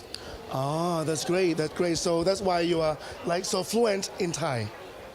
Yeah, maybe. Yeah. Yeah. Okay, and another intern here. We have Nong Prawa. Yeah, please introduce yourself a little bit. Hi, my name is Prawa. I'm intern of Thai PBS World. And what's else? I also speak Korean a little bit. Yeah, 안녕하세요, 여러분. Thai PBS World 구독해주세요. 네,ก็ประมาณนี้ค่ะ. All right. All right, and you can see that those are our interns, and they are from Tanlok, which is another program of Thai PBS World. Yeah. Tanlokกับ Thai PBS is a program that provides the news about foreign news in Thai language. So if you interesting for many things about what's going on around the world. Please follow us on social media and also the conventional televisions. Yes. Okay, so we have both on and online. Okay. And right. Yeah, of course, like Thai PBS World, we produce English language news. Yep. But the coverage of the news mostly are like about like Thai news, like what's happening in Thailand. But Tan Lok is another program about international news. But we present it in Thai language, so people in Thailand or around the country would understand what is happening around the world. Yeah. So and we have other platforms and we have other online programs too. So if you're curious what it's all about, don't forget to follow us on Thai PBS World. So that our vision and mission. Yes, every platform on Facebook, on Instagram, on YouTube, even on TikTok and website. Thai PBS World, search for us and stay tuned for us. Hello. And this is our editor. Okay, and I'm now with my boss, my big boss. Yes, Kun Claire Pashimanon. Hi everyone. Yeah, so it seems like your team is very fluent in English and they are so good in explaining things about Have you met Thai PBS World. the ladies? Yes, already. Yeah. You they good explaining in English and explaining about Thai PBS World. How did you get this? Because I play games. Aren't you supposed to be working man? Because they challenged me to play game while I'm here and doing an MC job. So and I just playing game with them and so I have a chance to The lucky draw. Yes. No, we're keeping it for our guests. Even keeping it's it for the our smallest guests. prize, I still very happy with it. Yes. It's very useful. It's very useful. I don't know what It's a universal adapter. Oh, that's So very good. it is very useful. That's so good. Just like Thai PBS News. So I heard that you are going to host moderate one of the panel discussion, yes, right? Exactly, and it's on the future of news, what's next. So it's a very exciting time, especially with AI algorithms and stuff like that. It helps us determine how we can target our audience as well as presenting a lot of challenges. Yes. So we're going to be discussing it in the panel this afternoon. Yeah, because I found that the topic is very interesting because they just come up with the future of news. What's next? It's quite wide and open topic. We can talk many things. Yes, exactly, a very broad topic. So stay tuned. We've got 2 live sessions, I believe, one in the morning and one in the afternoon. Yes. Okay, and he'll be your host during the break. Okay, thank you. Thank you very much. Take care. I hope you enjoy it. Bye. Hope you enjoy it. So don't forget to follow our social media platform. Firstly, Thai PBS News, and Thai PBS World. So we have both Facebook, Instagram, YouTube, TikTok, and also website. So here, people are playing game here right now. Hi, sir. What did you get? I play and I think he number 1. The same. Yes. Yeah, it's a universal adapter, right? Yeah. It's very useful gift. Thank you, Thai PBS. Thank you. So where are you from? I'm from Bangladesh. Wow. Bangladesh. So how do you find it in this forum so far? It's so nice and very beautiful. Thank you very much. Yeah. Can I speak in Bangla? Bangla? Yes. What's that? Can I speak in Bangla? Oh, yeah, sure. থাই পিবিএসকে অনেক ধন্যবাদ, তারা অসাধারণ একটা programme করেছে এবং আমি মনে করি যে এই ধরনের প্রোগ্রাম যত বেশি করবে তা অনেক বেশি ভালো লাগবে। Thank you. Okay, thank you so much. Thank you so much, Mr. Muhammad Masadur. Mashallah. Assalamu alaikum wa rahmatullah. All right, so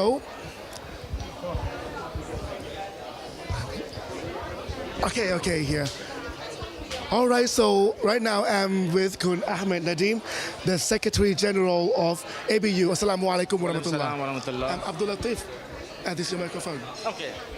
All right, so you've been talking about the purpose of today's events, and also I would like you to talk a bit to the audience here about why the future of news is a very important topic that we have to make it becoming the big issue and make it becoming the Global News Forum here today.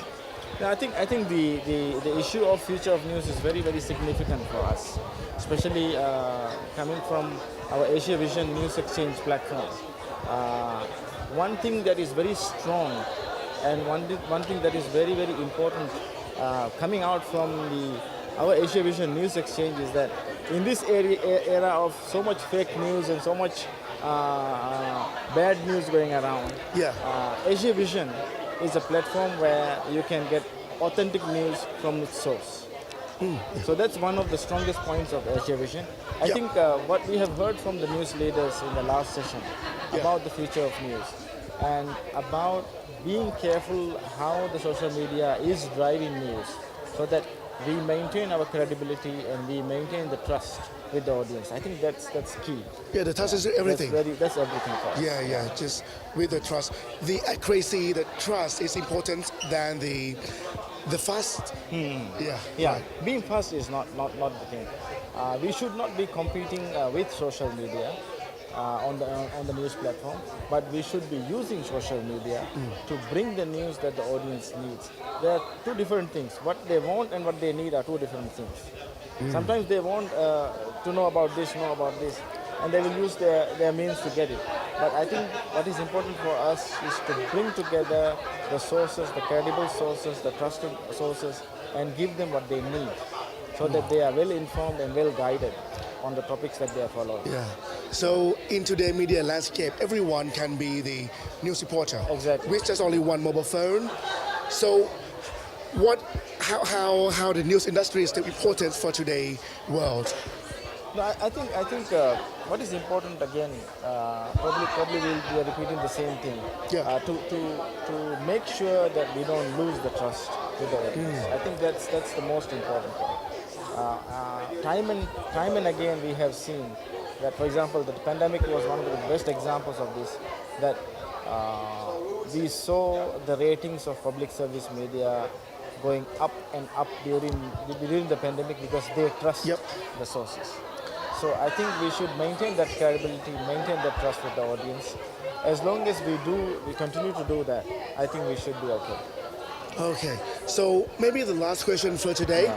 Why do the audience have to stay with us in the live session, in the live video here until the end of the day? Because there are very nice, very interesting topics coming out. For example, we haven't touched the area of artificial intelligence yet, but there's one session today specifically talking about artificial intelligence and specifically talking about how it is affecting and what role it is going to play for the future of news. So these are very important. Please be with us, and I think this is one good example of why we should be on all platforms all the time. Yeah, that's why we should be here until the end of the day. So thank you very much, Khun Ahmad Nadeem. Thank you so much. Thank you so much. See you around. See you around. Okay. Right. Thank you. Okay, and next, I'm going to talk with one of our colleagues. Yeah, she is the editor of Dialogueกับ Thai PBS. Yeah, online platform. Online platform. Yes. Yeah. So actually, we say that Thai PBS World is English news service, but not just only English. We also provide news in Thailand. Right. And we also talk about. Right, we have a foreign affairs news in Thai. So if you're interested in foreign affairs or international news, please check it out. ทันโลกกับ Thai PBS. We have a variety of platforms. First, of course, Facebook. And second is Instagram, and also on TikTok. You can search it. ทันโลก with Thai PBS. And on the page, on online platform, we have a several program as well. I don't know if you have watched it. Uncover. Yeah, I've watched already. You liked it? Sure, for sure. It's a very good program. Thank you. So we have Uncover. It's a short video. So and also the archive. Yeah, we also have archive. For Uncover is short video, and then we talk about things daily. For archive, as you mentioned, we talk about history and in depth about each of the content. For example, we do have a Myanmar content last week. Please check it out. And next week, we also have content about Iran, and we'll have about Mala. Do you like mala? No, Chinese I don't mala? like spicy food. You're don't not like good spicy with food. spice. You're not good with spice. My stomach. My stomach Okay. is so bad with spicy. I love spice. I love spice. So if you're interested in mala or Chinese food, please check it out. It will be launched next week. And there'll be more interesting content at Talok with Thai PBS. Yep. Right. Yep. Archive, uncover. And we also have daily news. Daily news, yeah. A short video clip as well. All right, so thank you very much. Thank you. You didn't introduce yourself. Yeah. Sorry, it's my fault. So No, it's please totally introduce fine. yourself. Okay, right now. Yeah, okay. right now. I'm Natasha Gitmong. You can call me Minnie. I'm news editor for Talok Online. All right, so follow her at Talok Online. Every Right. platform, Facebook, YouTube. YouTube, no? We do have YouTube as well. Facebook, YouTube, Instagram, and also TikTok. Yes, All please. right, please. Thank Both you. English and Thai service. All Thank you right. so much, everyone. Thank you so much. Thank you, Steve. All right, so the panel two is ready under the topic of generative AI, the new paradigm. So I'd like to send you all here back to the panel room with the second panel. So see you again next break with me กิตติวัฒน์ ชื่นสุขจิต สวัสดีครับ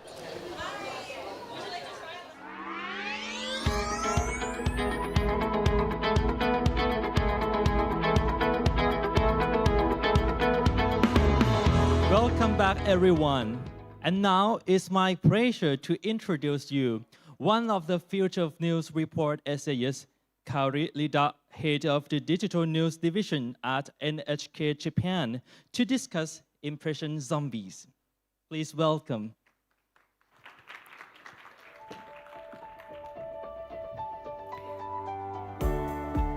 Good morning, ladies and gentlemen. I am very honored and delighted to be talking to you today. Let me see if this works. Oops. Sorry about that. When you hear the word zombie, you might imagine something like this. No? Maybe something a bit scarier, like this. These are made by my colleagues using third-party AI, generative AI tools. And before I talk about what I mean by the zombies, I would like to talk about the Great Noto Peninsula earthquake and the mis and disinformation that followed. On January 1st of this year at 4:10 p.m., a massive earthquake hit Japan. It was the first day of the Year of the Dragon when families and friends were gathered. Noto Peninsula is part of Ishikawa Prefecture, which is the northern part of Honshu, which is the main island of Japan. The magnitude was 7.6, which is massive, and 281 people lost their lives. As Japan's sole public broadcaster, NHK immediately started airing from the devastated area. However, what we found out was that our broadcasting equipment was severely damaged, and people in the area could not receive our airwaves. So what became very important was digital format news and old-fashioned radio. These are some of the screenshots from our smartphone. The ones in black are push notifications on approaching tsunami, which happens pretty often in Japan. We used our website and app to notify the audience, and this was effective in reaching our audience to share information on blackouts, water shortage, and road blockades. We've been talking about social media this morning, and social media was obviously very important to convey our message to the public. What you need to know about Japan, the Japanese media, the social media landscape, is that Twitter X is very ubiquitous. Of course, TikTok, Facebook, YouTube are important tools. However, Twitter X is the most widely used.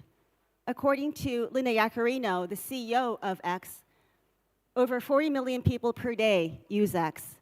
That is 1 in 3 members of the Japanese population.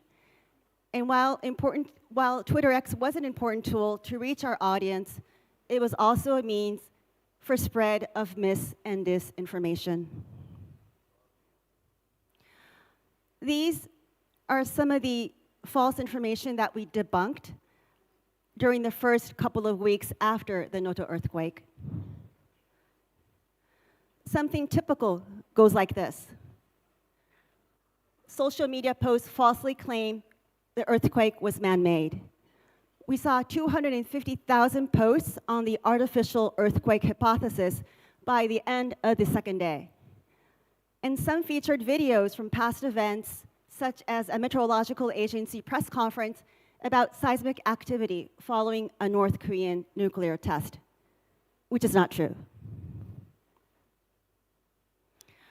We also engaged in pre-bunking. We called attention to false information regarding the quake and tsunami that people might see on their smartphones from day one. From past reporting on gubernatorial elections, we knew that pre-bunking would be very effective. I strongly believe that it's better to be prepared than to scramble to find credible information after the fact. Which brings me to the title of my presentation, The Rise of Impression Zombies. So what do I mean by impression zombies? We define impression zombies as the following: accounts that swarm around posts going viral by copying, stealing the message, and/or reposting meaningless words to gain impressions, that is, to monetize on social media. In Japan, we call these the zombie because zombies tend to come in herds out of nowhere with no spirit or energy. They just kind of float around. I'm told by my American friends that this will be called content farming or MFA, made for advertising in the US. Impression zombies became a huge problem through the spread of mis and disinformation following the Noto earthquake. Fake SOS rescue calls surged due to revenue sharing incentives. Such posts could affect rescue activities and lead to confusion during evacuations, which actually happened.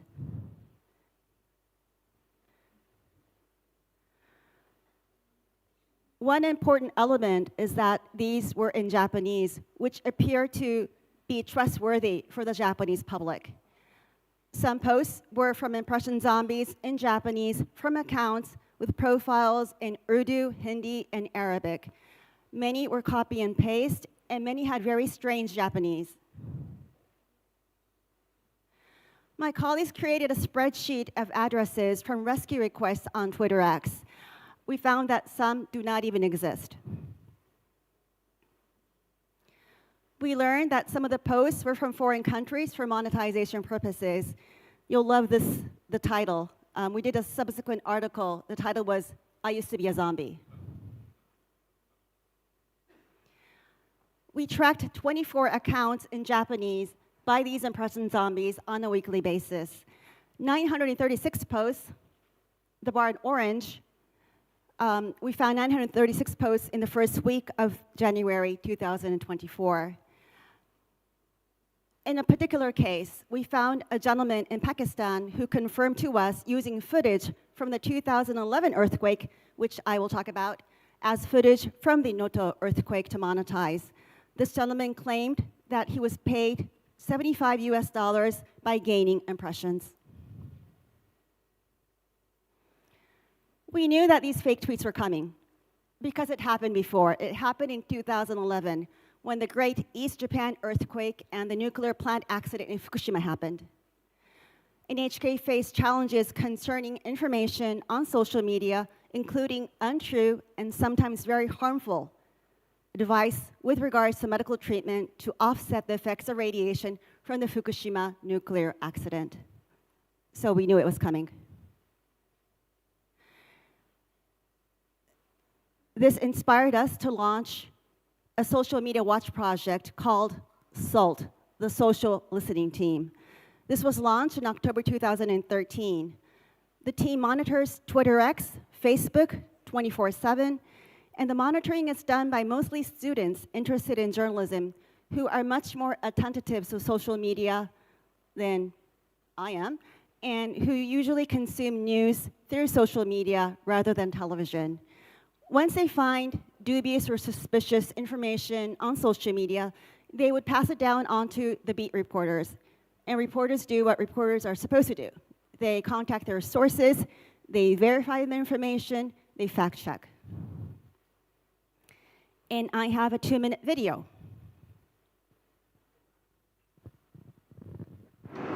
Hi, this is Saiki Mai, a university student in Tokyo. Today, I would like to present ASSAULT, the social listening team, where I work as a student researcher. Located at the center of NHK's news floor, we work in 3 shifts and operate 24/7. This is how ASSAULT works. The top screen shows information on disasters, accidents, and incidents that are circulating on social media. These are automatically coded by AI system. We, humans, verify the location, judge the value, and of course check the credibility of the information. These decisions are yet to be done by AI. Once we believe there is ample information, we pass this on to reporters working on the news floor. I am always careful that the information is newsworthy and obviously not fake. Newsrooms are always busy. If we report everything we catch from social media, information will be floated, right? That's why we need to extract and report only the information that might be newsworthy.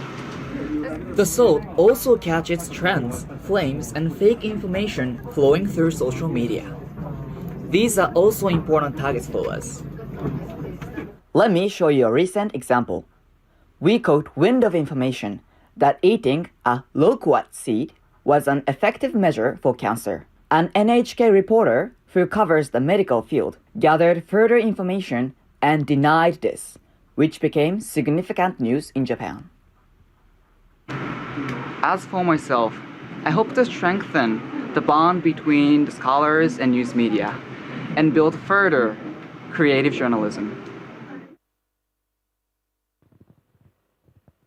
Thank you. That was video from our SALT team.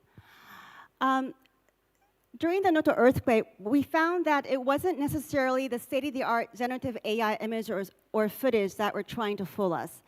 Images or videos from past earthquakes were more the norm. Another challenge that we face, and I'm sure that you all face, is imposter content for credible media. We found NHK imposter content on the Noto earthquake and nuclear reactor. We also found in April an NHK imposter content on a high-ranking North Korean official being a well-known Japanese woman abducted from Japan, which is not true. Allowing NHK imposter content on geopolitical issues to go viral would create a nightmare given the current tensions in East Asia. As in so many other countries, in Japan, smartphones are more important tools than television to consume news for many. I believe that we need to catch up with the new technology, and we need to meet today's audience where they are. Having said that, in Japan, we have a very unique challenge. 30% of our population is over 65. 10% of the population is over 80. And while many elderly people will use their smartphone to video chat with their grandchildren, like my parents do, some are indifferent to new technology. As a public broadcaster, we need to be mindful of 2 very different cohorts. One has limited appetite for television and uses smartphones for news. The other receives daily information basically from television. But whatever the device, we must deliver accurate and independent news in a timely manner. And of course, the AI challenge. On the left-hand side, you'll see AI-generated fake images of floods. On the right-hand side, you'll see news of a fake video of Prime Minister Kishida using graphic language, which I'm sure he does not use, and it's difficult to differentiate fact from fiction. The overall topic of the session is the future of news, and if I can state the obvious, the future of news is trust. Debunking false news is playing whack-a-mole. Our top priority is to make journalism products valuable enough that people seek them out daily. Large natural disasters like the one that happened in Japan earlier this week test us to the limit and differentiate us from other media. Of course, using new technology is important to maintain trust. NHK is part of the CAI, it's also part of the C2PA. We are trying new technologies to maintain trust. NHK will be celebrating its 100th year of broadcasting next year. We started radio broadcasting in March 1925. This was against the backdrop of the Great Kanto earthquake. And 100 years ago, that's the original photo on the right bottom side. That's the original photo. Smoke was added, and then poof, fake photo. I think it's fascinating that fake photos and conspiracy theories were circulating 100 years ago.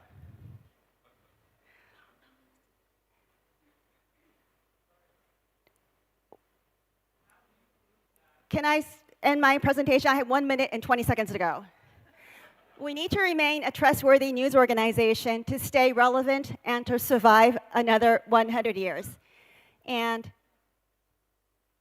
this is another zombie that my colleague made. We cannot allow the zombies to roam around. Thank you for your attention. Thank you, Kaori. Her presentation is very useful, and I think it can provide you a better understanding of this word so that you can differentiate between zombies in the movies and zombies in this presentation. But actually, presentations and showcases are among highlights in the Global News Forums every year. So please stay tuned because there are many presentations and showcases in this year's forum as well. Ladies and gentlemen, talking about artificial intelligence or AI, today it plays an important role in newsrooms around the world, including Thailand, as we can see a number of examples ranging from AI anchors to AI tools. Thai PBS also uses this sort of technology to facilitate the workflow of the newsrooms as well. So the next panel will discuss about the role of AI, and we will see what is the role of AI tools in the newsroom nowadays. And to learn more about AI, it's time for the second panel discussion, Generative AI, the New Paradigm. Please welcome your moderator, Trevor C. Lee, the Assistant News Editor from TVB Hong Kong.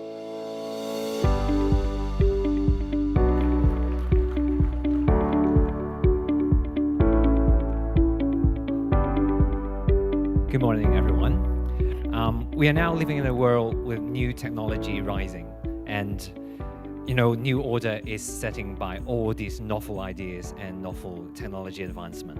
And in this session, we are very honored to have 4 eminent guests with us. Panelists will share their on-hand experience and the love-hate relationship of the news industry and the AI. So first of all, let's introduce all of our eminent guests. First, we have Atson C. Tang-Dok Jr., Professor of the Wee Kim Wee School of Communication and Information at Nanyang Technological University in Singapore. He is also Associate Editor of Digital Journalism and Associate Editor of Human Communication Research.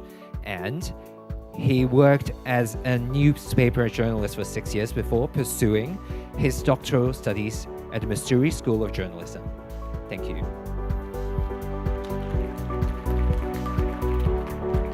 And we will have Kaoli Lida again, Director of Digital News Division at NHK.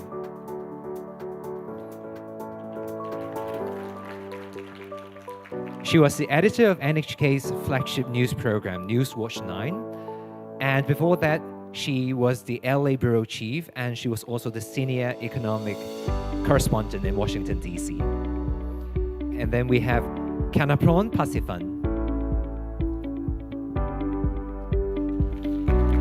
And a friend from Thai TBS too. She is the Digital Media Director. She oversees all digital strategies and their executions at Thai PBS. we have Dr. Jiravat Takmaditanon, CEO and co-founder of Quantum Technology Foundation Thailand, and he's also a research fellow at the Thailand Center of Excellence in Physics.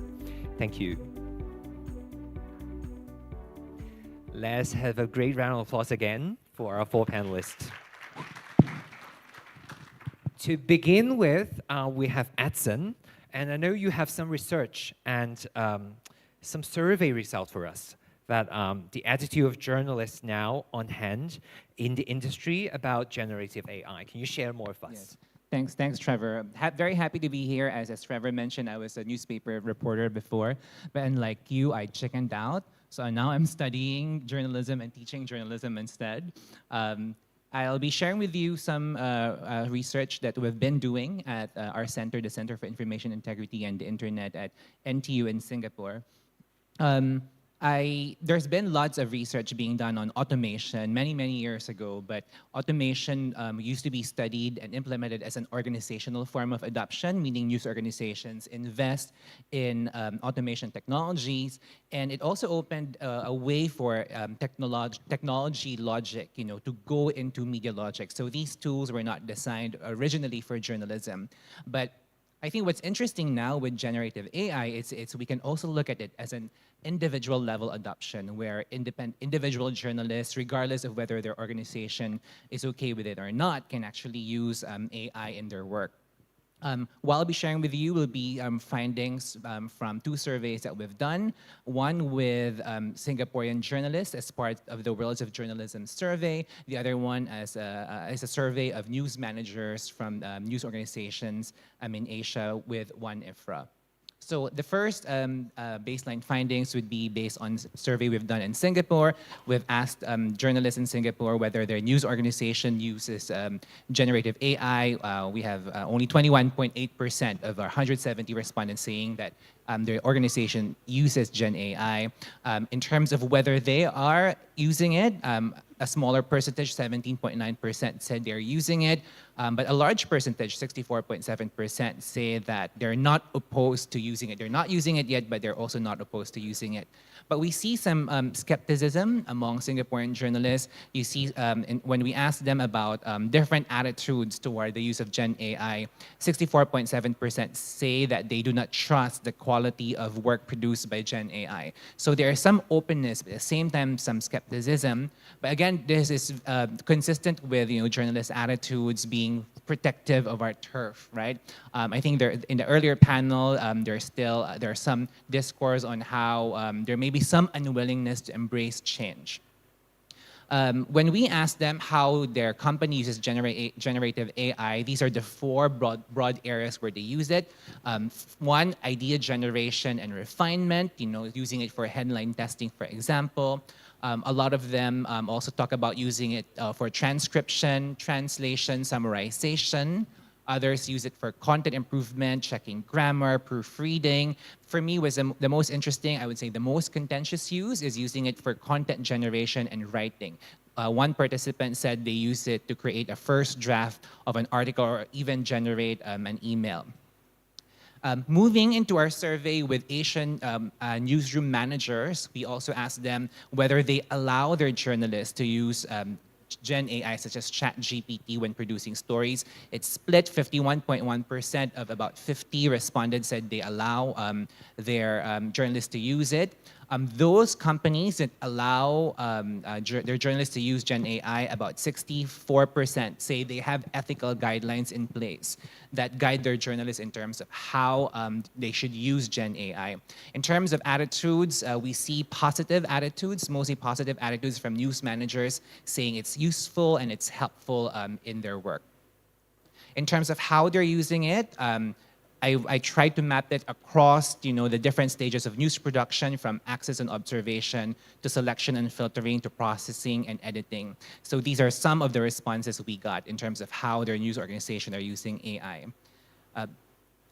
The question, though, is, okay, it's saving us time, it's making our work processes more efficient if we can outsource some of the work to generative AI. But one thing I'm thinking about is with all these time that we save, what are newsrooms going to do with it, right? Are we going to produce more bite-sized content? Are we going to give audiences more things to pay their attention to? And that might inadvertently add to this discourse of news overload, news fatigue that we've discussed in the earlier panel. And second question is whether audiences actually like content from Gen AI. I think that's another question that we've also been thinking about. We're doing some research on experiments, looking at how audiences respond to Gen AI authored news pieces. But I'll reserve that for another discussion. Thank you. Thank you, Edson. And how news people are looking at the novel ideas or new paradigm of the AI is shown on the statistics. And, for the rise of artificial intelligence, there are many problems arise. Like, it possibly enhance the efficiency, speed up the news gathering process, but at the same time, fact-checking and upholding editorial standard is also very crucial for newsroom now upon the rise of AI. So we have some execution problems for in the newsroom. So how about in NHK? What is the employment of AI, or what is the execution about AI in NHK? If I can try to get my presentation. Oh, oops, went too far. To be honest, at NHK, we are not actively using generative AI as of yet. However, we are using general AI. I visited Thai PBS yesterday, and I think PBS was also talking about AI newsreader. Being from Japan, manga is very important to us. We had AI newsreader manga, as you can see, which originally started in 2018. And currently we're not using the manga, we're just using the voice.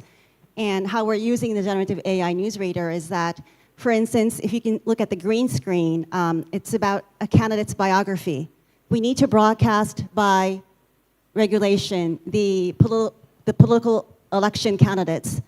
There was one election that came up a couple of weeks ago to elect the governor of Tokyo, and we saw a record 56 candidates. And it would be very hard for a human being to read 56 biographies. So we had the AI newsreader do that. We also use it for daily news, and we also use it for disaster-related news airing throughout the night because you don't want to have a newsreader read through all the night. We also use AI to summarize news segments and programs.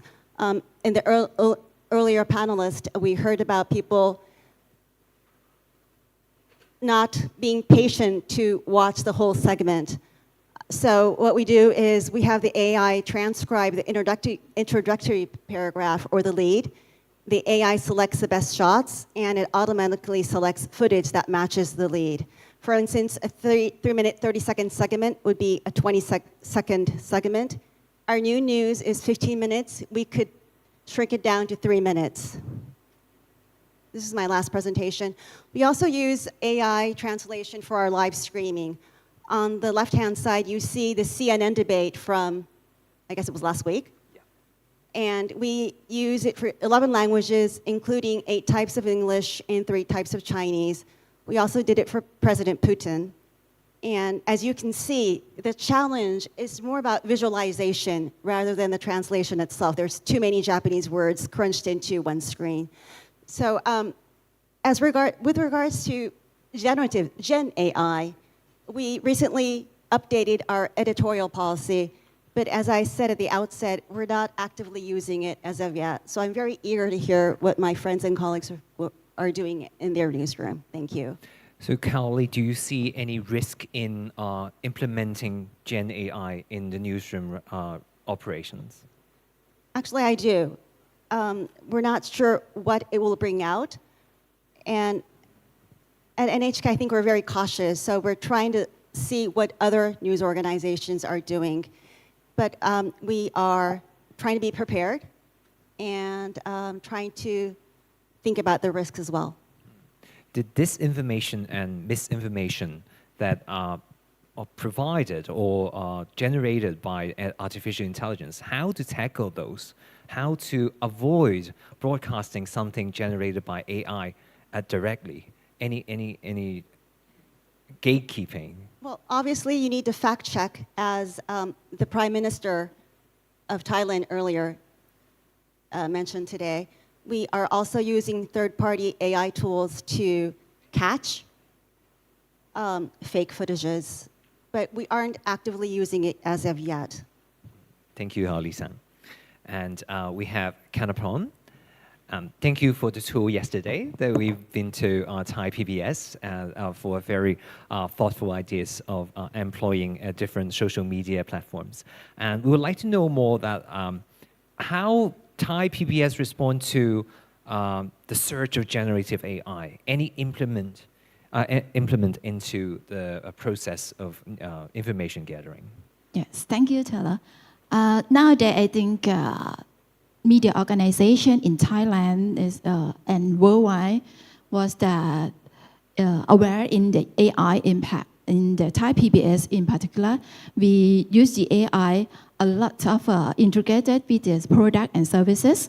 I have the few slides to show the example of the AI that integrated with our product.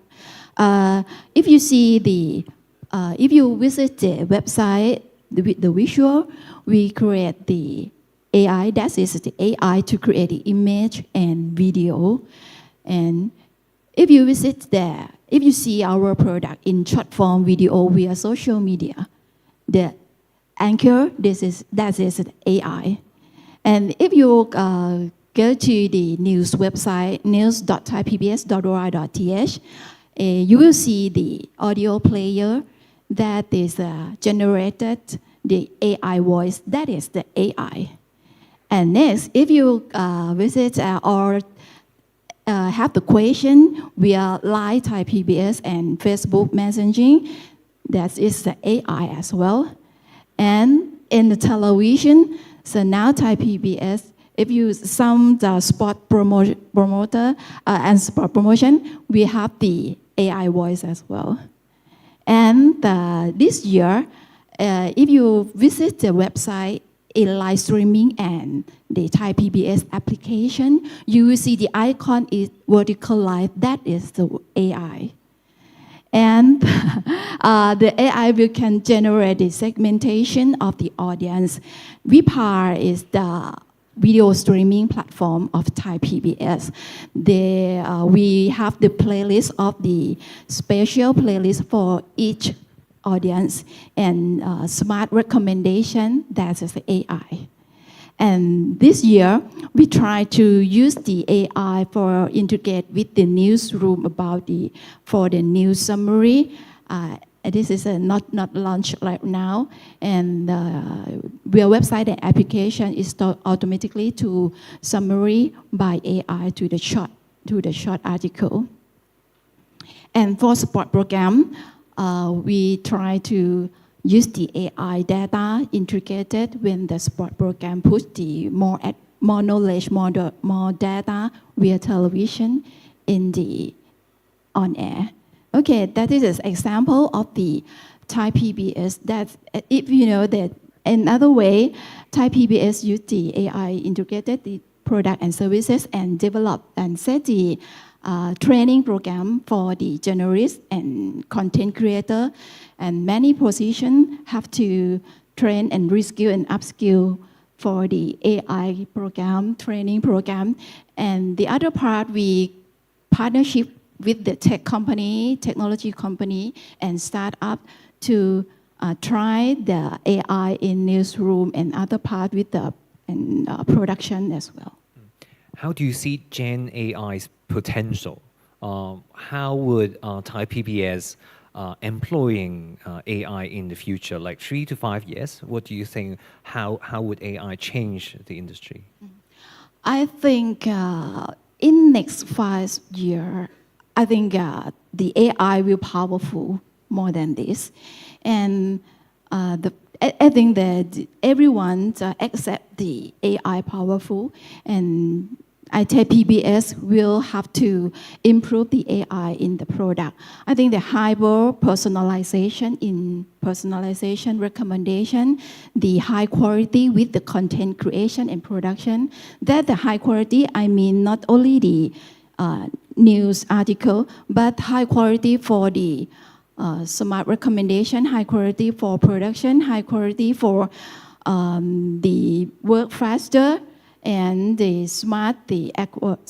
better the accuracy of AI, high quality for format for the serve the content for audience, everything. And the most important for the newsroom is the workflow, the internal, the system, the software, every software in the next, I think they embedded or integrate with the AI. Thank you. And from research to execution, we found pros and cons of AI. So we have Jiravat here, who is working in the technology industry that maybe have another viewpoint for us. Right. How do you think the media sector employing Gen AI, do you think they are using it right, or anything that we could add on by AI? How do you think of that? Thank you. I think from what I heard, I think they're going to the right direction at the first step, where you use AI to do kind of a bookkeeping things like edit the typos or get summaries to reduce the man hours. But I think the kind of the end goal, in my opinion, is that what AI is doing is it brings human into the digital form. So if you look at ChatGPT, for example, it's not just a pure technology that learn about random information on the internet. You have people sitting behind it, telling it what to think, right? When you ask specific questions, let's say I ask them a lot about how to code, there is actually a real programmer behind the technologies that teach them that this is the good way to code. Or if you ask them about like specific political views, for example, there is a pattern that it will answer. So I think from the media point of view, I think they should start with non-technology questions. So basically, who exactly they are, how are they different from other medias, and then figure out how to put that uniqueness into the generative AI, so the generative AI can think like they can do, right? You don't, let's say you use ChatGPT, you should not just go there and ask questions, because then you will get ChatGPT AI to your content.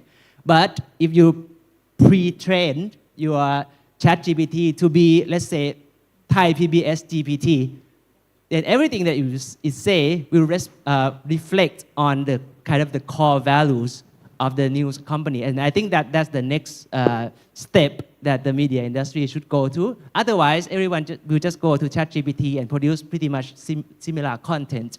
So in a sense, when you think about generative AI, personally, I think you should think in terms of discriminative AI. So basically, how would you discriminate yourself from the rest, where everyone is using generative AI? So that's kind of my short answer to your question.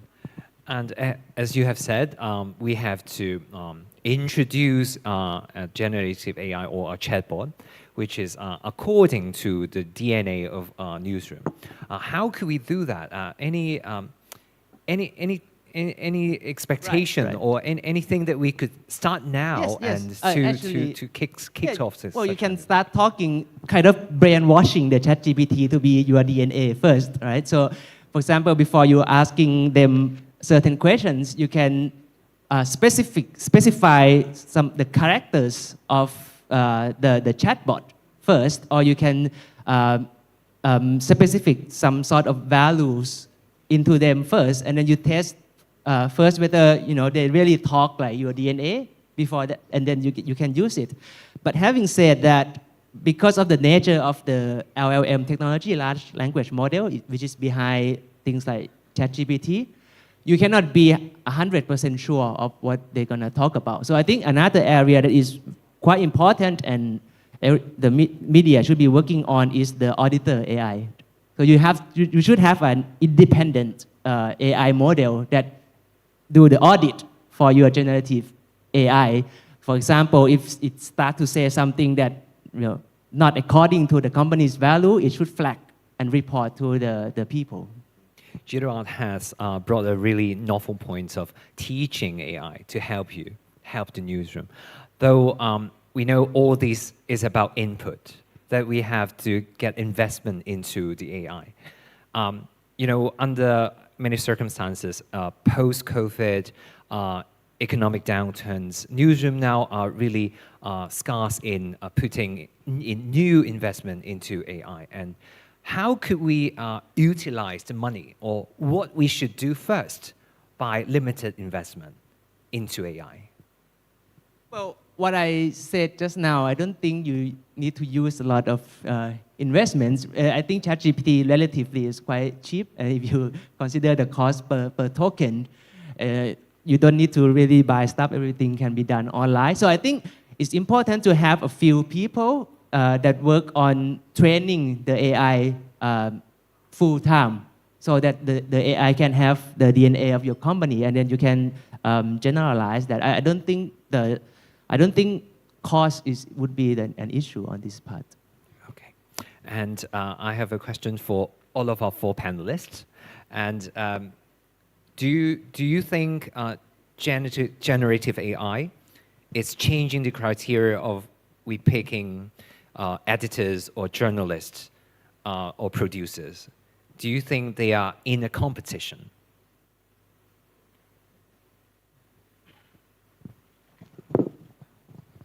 You mean human journalists and Yes. and AI? AI. I can understand how some journalists might see it that way. When the idea of automation was new in journalism, a lot of journalists expressed fears about job displacement. We saw a little bit of that, I think, but not a lot. With AI, I think some of the individual journalists see it more as something that can complement their work. Because it can help simplify, automate some of the processes that they used to do. So I don't see it as a form of competition. But I think it boils down to the sense of accountability. Is who do we hold accountable when things go wrong, especially if we're using AI in a lot of our work. If things go wrong, will the machine be held accountable? How would that look like? Or the human journalist should still be held accountable? How about selecting newcomers of the newsroom, like new journalists, new editors? Do they need any extra abilities or extra knowledge on AI to be employed? I think it will be important from now on that the journalists on the ground know what's going on, know what you can do with generative AI, what you cannot do. And I also think that people on the C-suite, the executives also need to know what's happening. And if I can build on what was discussed earlier, I think there could be competition with regards to creativity. I noticed that in the Thai PBS presentation that you use Adobe Firefly.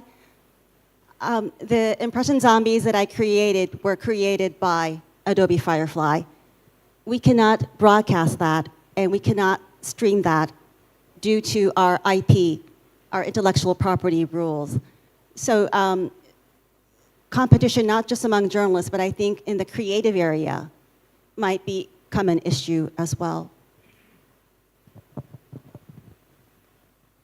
Yes, for me, it's, I think for new skill, for journalist or producer or content creator, I think have to learn the new thing, but for most important, the first thing I think understanding AI. The journalists have to understand AI because the technology is it cannot stop or hold back, and AI will become smarter.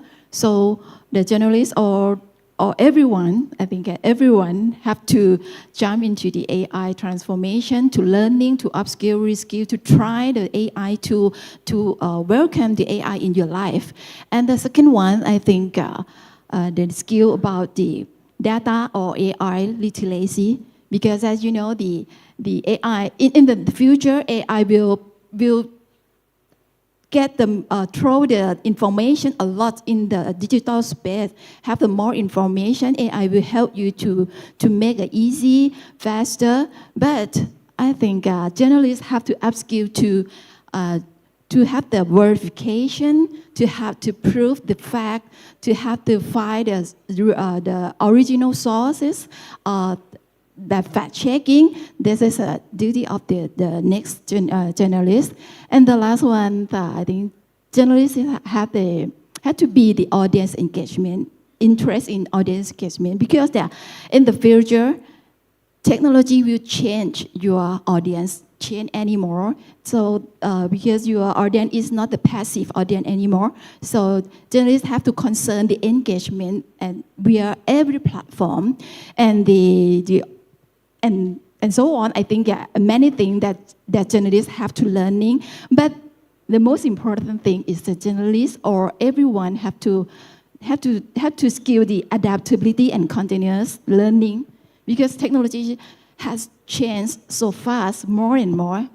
I think like this. Thank you.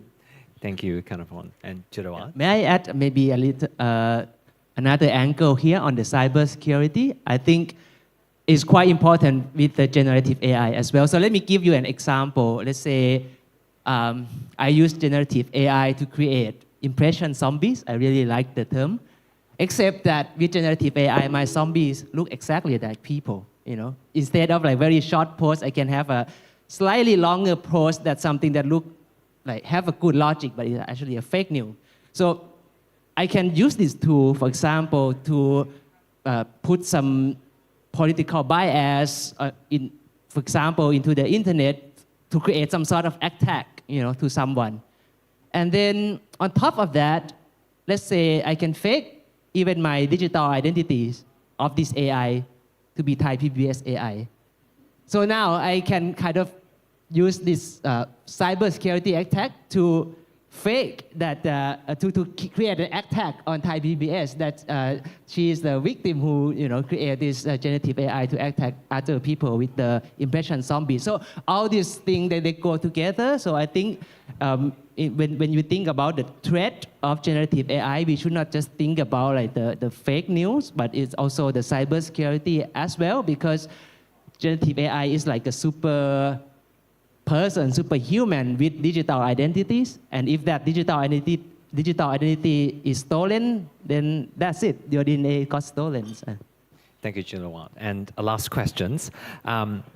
News is always about human touch that we see from NHK. Manga, Anchor, it's alternatives, but we are not quite using it now. So how do we have a good balance between human touch storytelling and efficient storytelling by AI?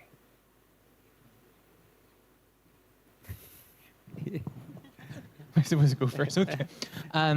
Okay. I think you're touching on an important point, which is the audience perspective. We've been doing experiments looking at how people respond to AI attributed stories. An experiment that we did across 3 countries: Singapore, Korea, Germany, and the US, 4 countries actually.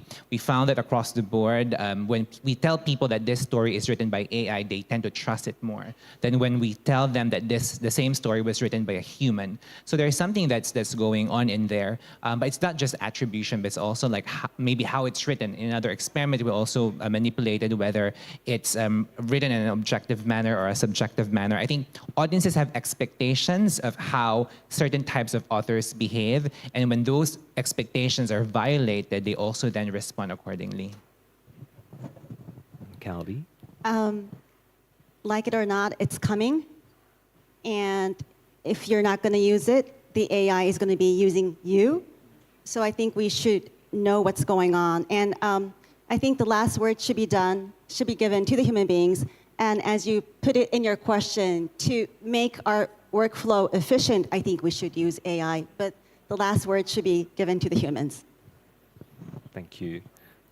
And Jinawat, do you have any? The question again?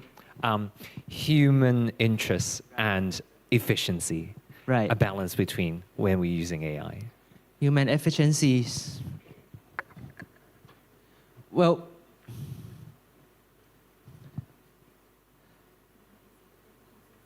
human efficiency. Sorry, I don't exactly get the question. It's about storytelling. Right. When we use AI. Right. we always It's focus efficient. on the efficiencies. Right. But sometimes we would It's like not to have some personal. personal human interest stories. Okay, So okay. how can we have a good balance between that? Well, it's what I mentioned earlier. Is I think the challenge is how do you put the DNA of your companies into the AI. And if I would do it, if I, let's say I'm a CEO of a media company, which I'm not, I would have a team that to work full time to put the DNA of the company to the AI, and then use the AI to generate some, let's say, articles, and then we pass these articles down to the employees in the team, and see whether they can identify whether it's human written or the machine written or not. If it passed the test, which is called Turing test, then that's it. You get the ChatGPT of your company.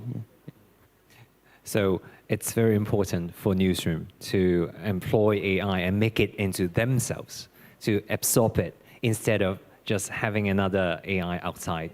Which is possible. It's not just like one prompt and you get the answer. It's about brainwashing the AI to be yourself as well. Thank you, Jirawat. And it's a wrap for our sections, and it's time for another panel discussions. And let's give a big round of applause again for our 4 panelists. Thank you, Edson. Thank you, Edson C. Tondok Jr., Kel Lida, and Kanapon Pasifan, and Dr. Jirawat Tapanidanon. Thank you, everyone. Thank you, Trevor, and all panelists. Let's take a group photo.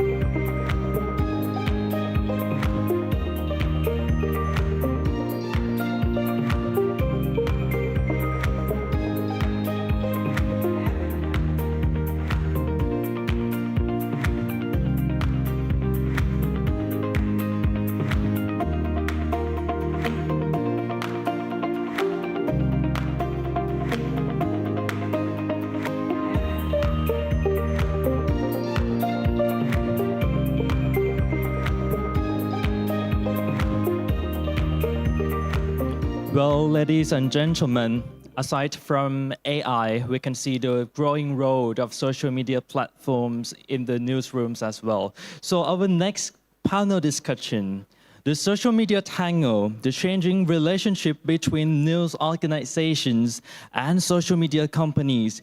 Please welcome your moderator, Stella Maurizio, senior journalist from Fiji TV. Please welcome.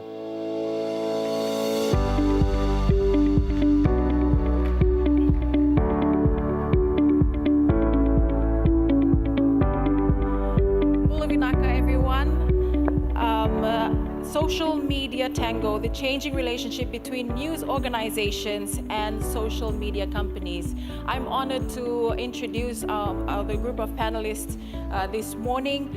Our first panelist is Professor Emeritus Dr. Pirangrong Ramasutta, who is the Commissioner at Thailand's National Broadcasting and Telecommunication.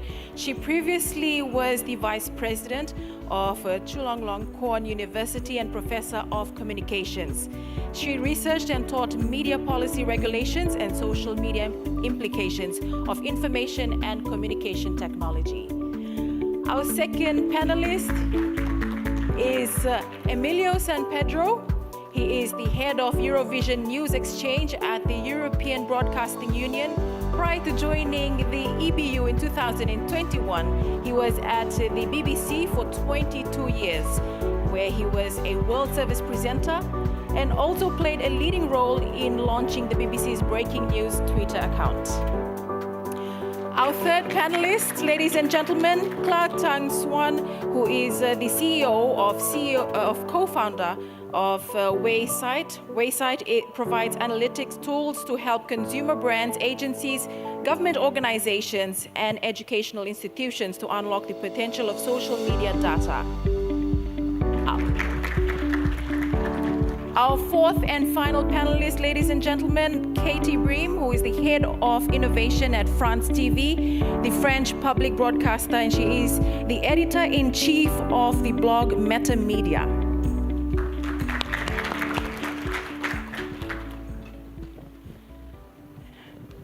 Dr. Ramasuta, I will start off with you. What drives news production in the digital ecosystem?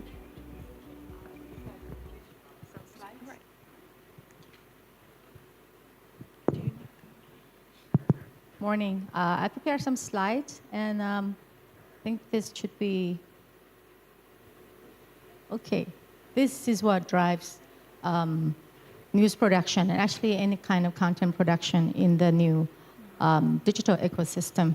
I think, especially in the news sphere, in the journalistic sphere, for that matter, dataification, because when news production or any kind of content production coupled with social media, the overriding economics of digital platform is dataification. That's when the platform are using the data collected on the users, and they use that for economic and sometimes social and political ends. So to answer your question, I think the crux of dataification would be built upon what we call attention economy, because we want to know what people are interested in, what drives their attention. And so, like in Thailand, for example, I've learned this from Nielsen, which is a major media marketing company in Thailand, media research that's been in Thailand and globally for a long time. And an executive at Nielsen was giving me this information that Thailand, Thai broadcasters, unlike in Europe or in other Asian countries, tend to distribute their content via third-party platforms, which is social media. And what this means is that Thai audience are not active or are not very serious about getting news, because it's like they like news to be fed to them, they like information to be fed to them. So it doesn't really matter what brand or the credibility that comes with the branding of the source, the news source.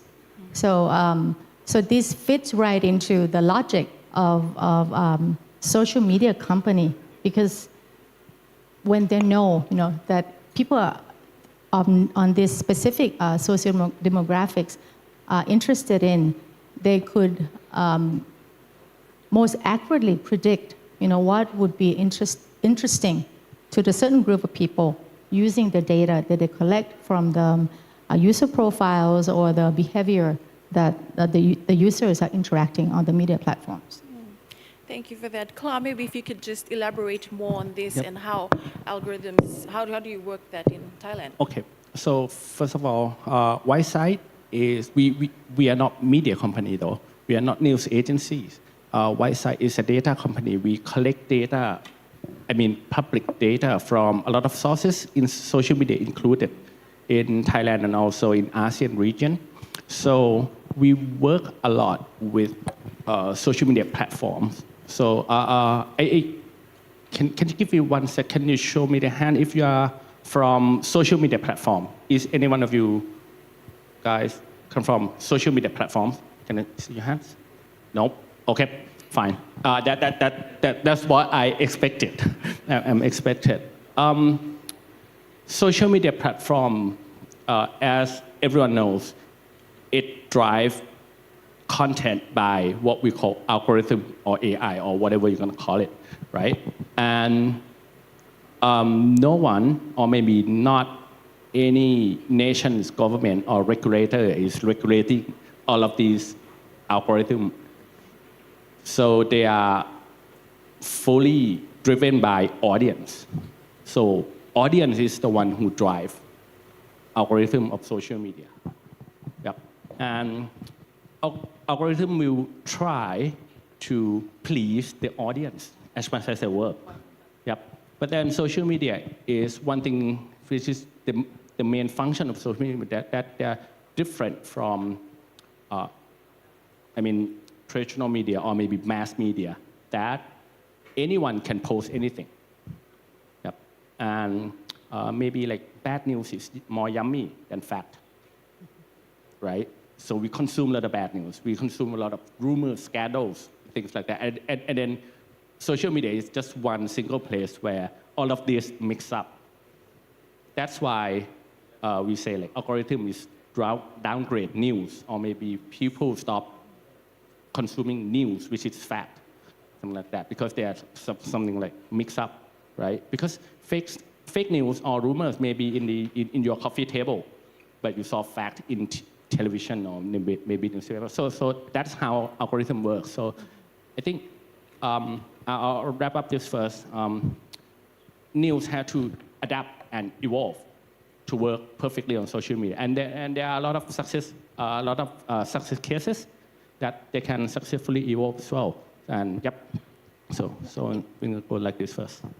If I could just add briefly, I don't think algorithm is driven exclusively by audience. I think it's also designed, and we talked a lot about algorithmic accountability. That is this big black box of AI that nobody could actually participate in, and we still don't know how to actually participate in the process of teaching machine to learn.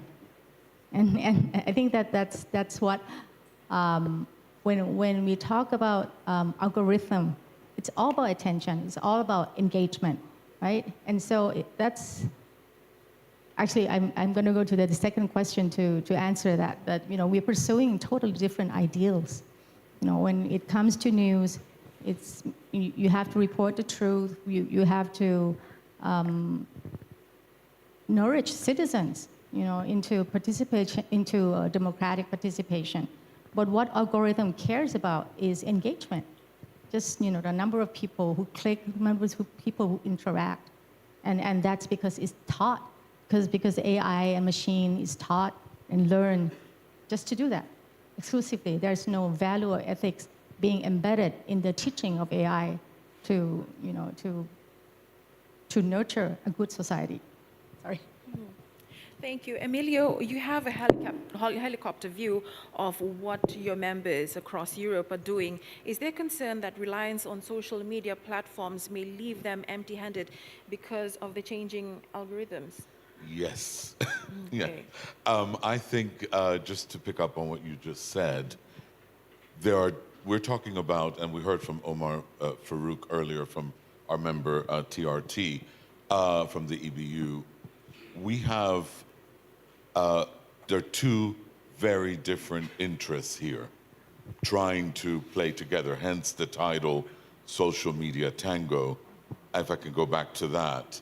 And I've been giving that a great deal of thought, and I happen to be from a culture that really loves a good dance, Cuban culture, and I can tell you that this is not an easy dance at all.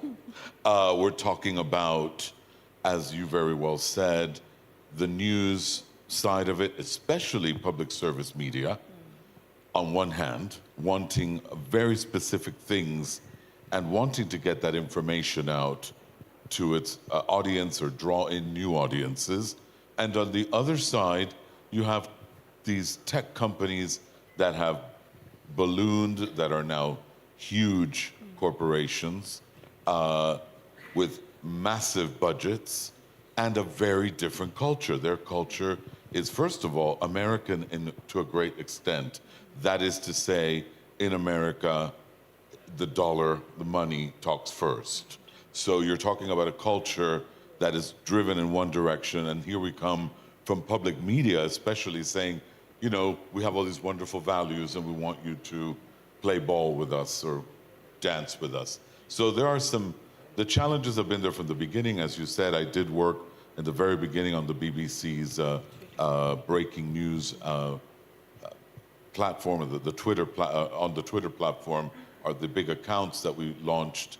And of course, that was an exciting time. We're talking back to 2010. the relationship is very different now. We know about the arguments going on between the big tech companies in Australia with the government there that is trying to rein them in. We know about, the difficulties that many of our members have had. We heard about TRT's issues and the fact that they're trying to move into an app, as we heard this morning, to have more control. And we've had members of ours that have had huge issues. Rai, our Italian member, has had issues where their label, their logo has been used illegally, basically, for advertising.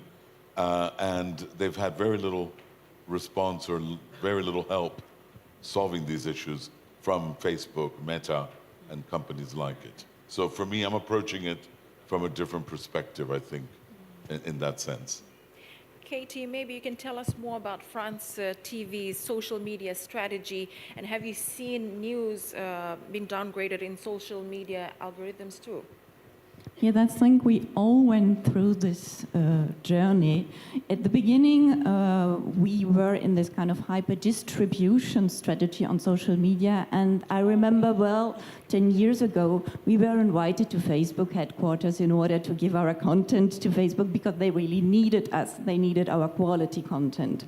And then everybody got a smartphone, and so everybody can be a media, and Facebook did not need us anymore. And they changed totally their algorithm and did not push news forward anymore. Instead of that, you have fake news circulating 6 times faster than the real news. And that made us change strategy totally. And we are now trying to transform our own platforms in order to be as engaging as social media.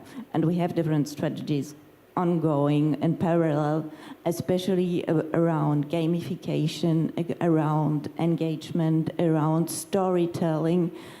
But still, there are some generations, we as public service media, we need to engage every generation.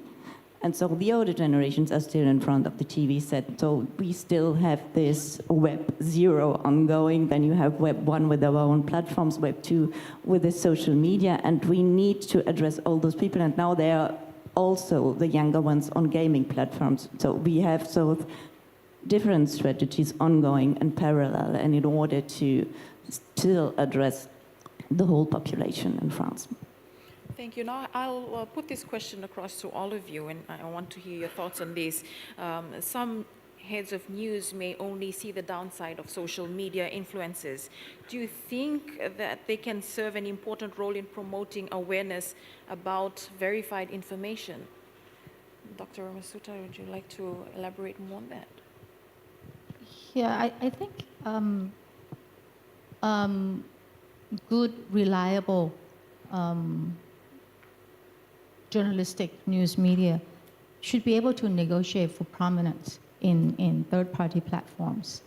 I mean, and if possible, if algorithm, could be taught to differentiate between more trustworthy news sources that appear on third-party platforms, YouTube, Facebook, or even Google.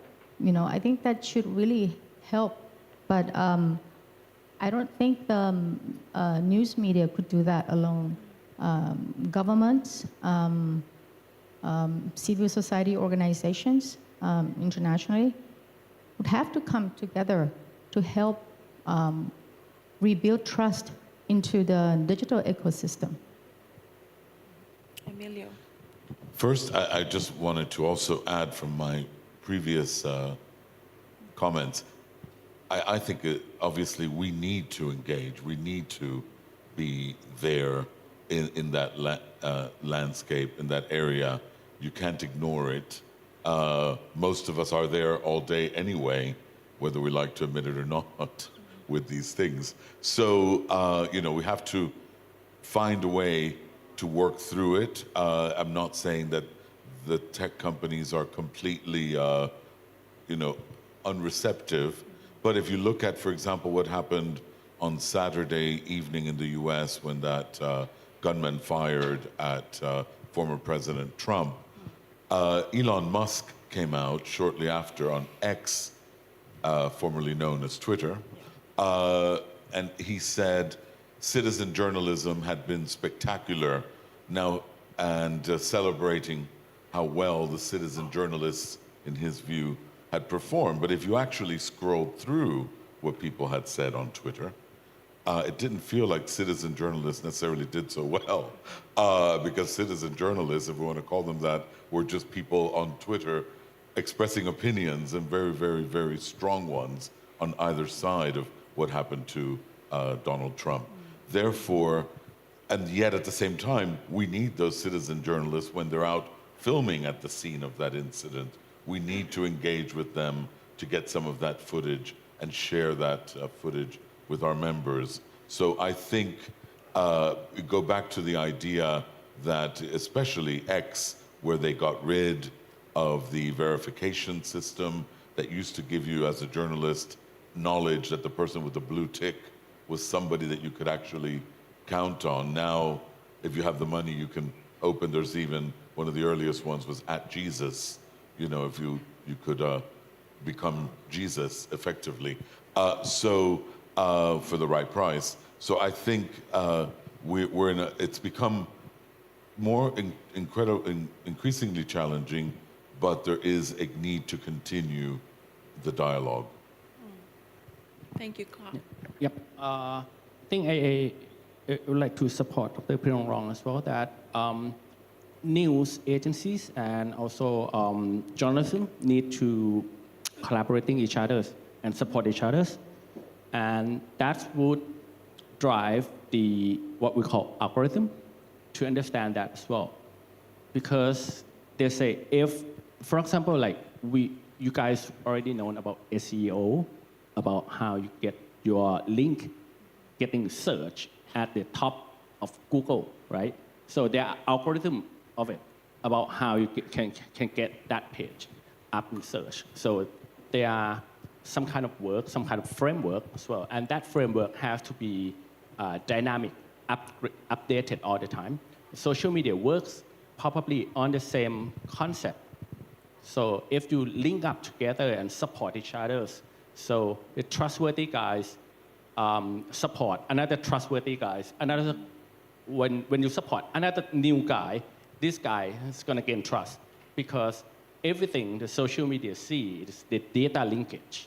So if you provide the link to be strong enough, they will see like, okay, because I mean, all social media knows what BBC is, how trustworthy BBC is, how trustworthy is France TV and also other news company.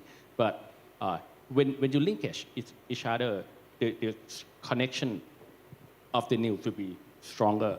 And add to Emilio as well, right now there are not just US dollars news platform or social media platform. Right now there's Chinese social media platform called TikTok. Yes. Yep.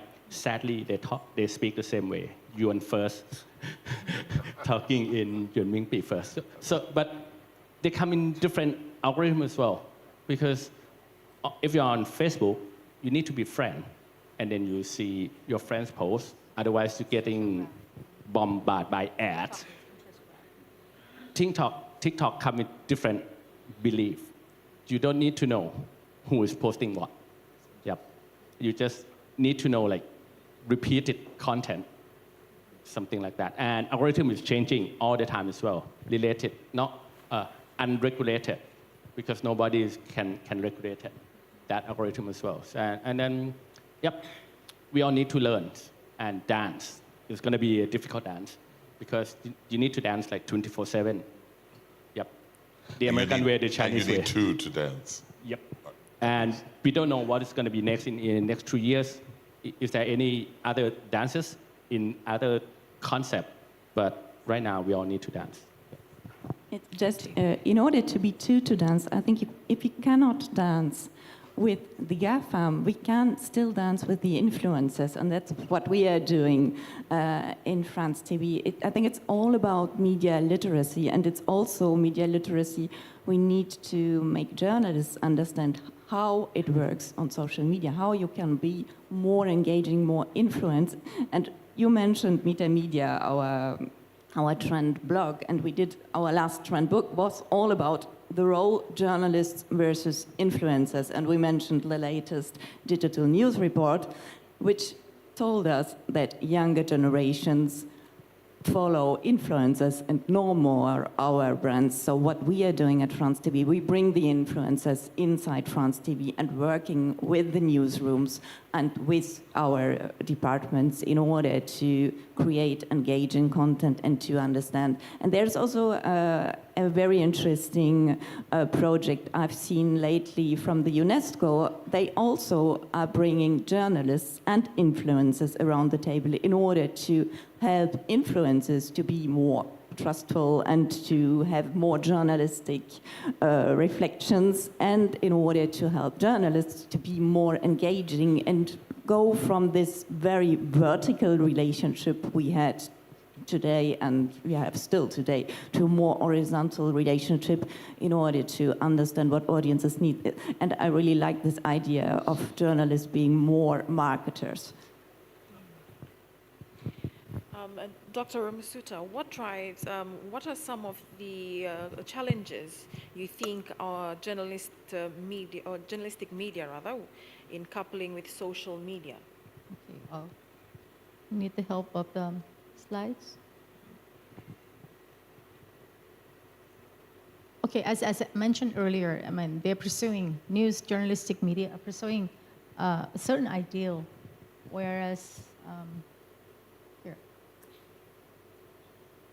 well, I think when we talk about journalism, that's probably the concept of 20th century. Of course, and social media is the 21st century. And clearly, you know, they are pursuing totally different ideals. Journalism was born in the century where, you know, there is such a thing as universal truth. You know, there is one set of truth, and that's shall emancipate mankind, or whatever. But in the 21st century, nobody cares about the truth. There could be different sets of the truth. And it matters more how stories are being told and how you could engage as many audiences as possible. As Kun Glass was saying, you know, everything is being downgraded. And it's like we're fighting a losing battle, you know, putting news on social media. It's already a losing battle because the economics of platform, the economics of the platform that dictates content production is just to spread engagement in whatever form as much as possible. And nobody really cares about, you know, the ideal, like, you know, you have to be independent from the people you cover. What social media is concerned about is how to control the behavior, how to predict, you know, who the platform could reach or the clients that the platform are serving could reach. So like I said, you know, we have to sort of subvert it in a way how if we're dealing with AIs, we're dealing with machine learning, then we have to teach them to label trustworthy news sources and then redirect that, you know, redirect them. Like, for example, like in Thailand, if we think that Thai PBS is a trustworthy of news and information, then Thai PBS should have a bargaining power, you know, but by itself it probably couldn't. But with the backup of, you know, other sectors in society through some civic collaboration, they could have a prominence on certain social media platform or app, you know, as opposed to others. And then, you know, like what we're doing at the NBTC, we are developing this, we call it the social credit system. So the social credit system will collect information on different sources of information, usually from our licensees. And then we use AI as well as human subjects to do content analysis, and then we rank them according to the credit, social credit that is, and there will be different categories of information, news, drama series, and whatnot.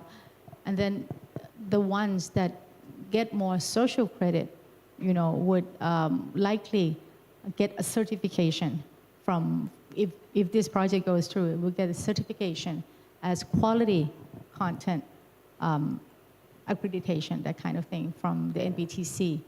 And if we are already in talk with manufacturers of TV, in the future, we are thinking of introducing this digital platform, national digital platform.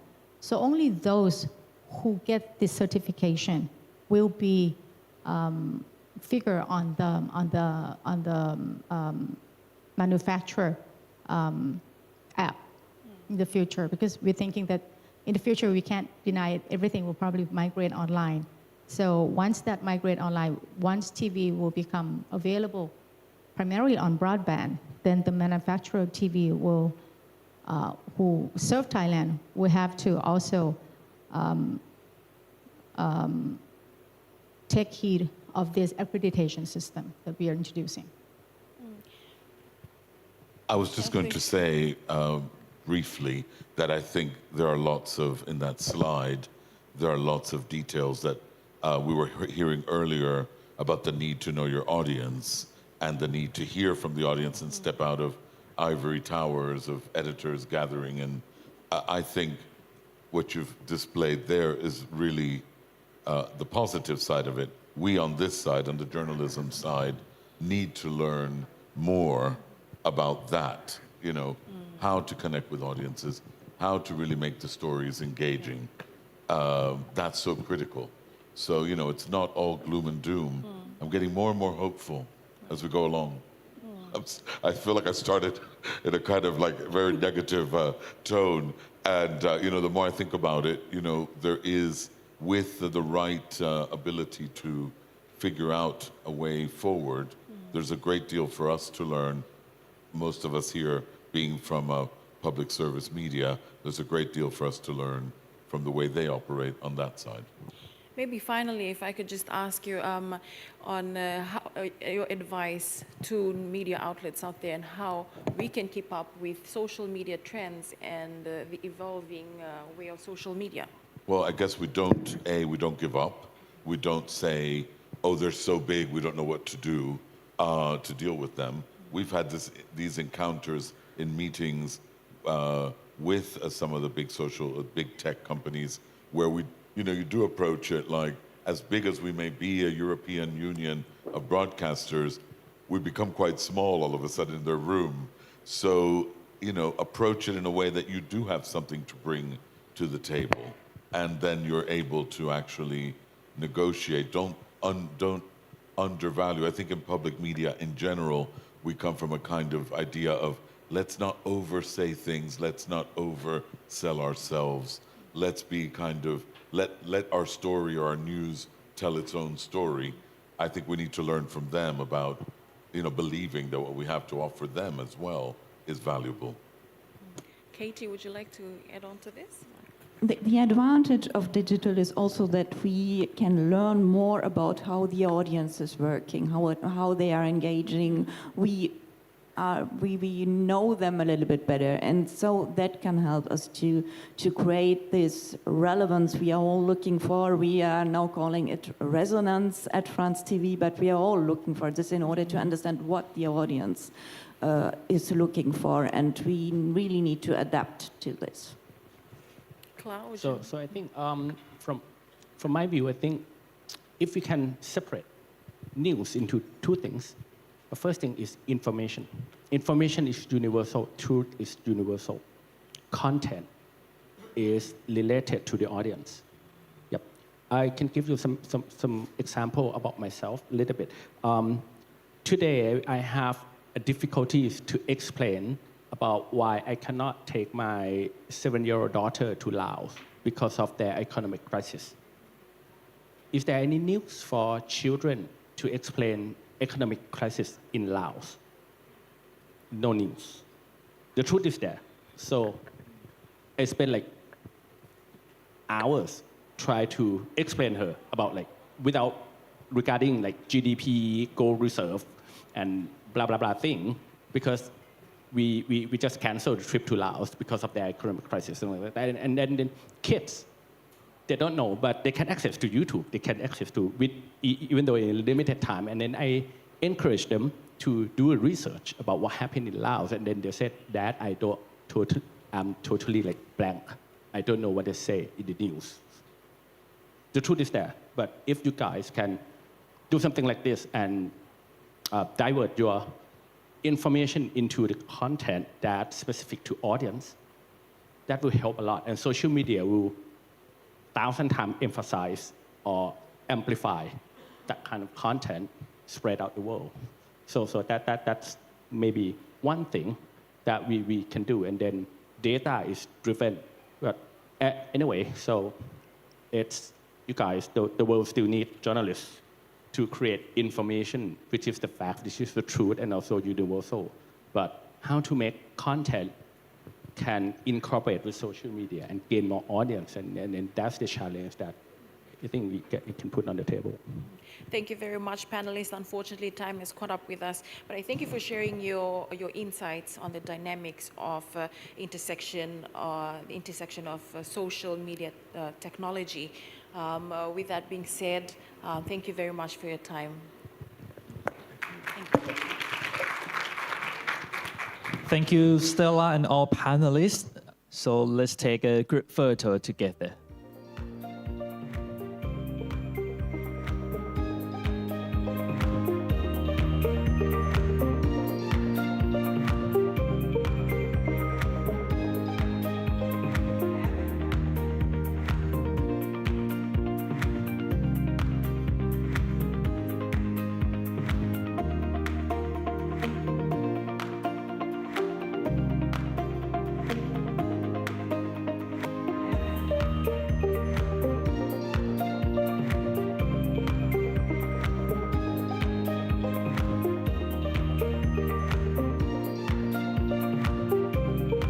And I would like to take this opportunity to invite the other essayists of the Future of News report to join us here on the stage for a group photo.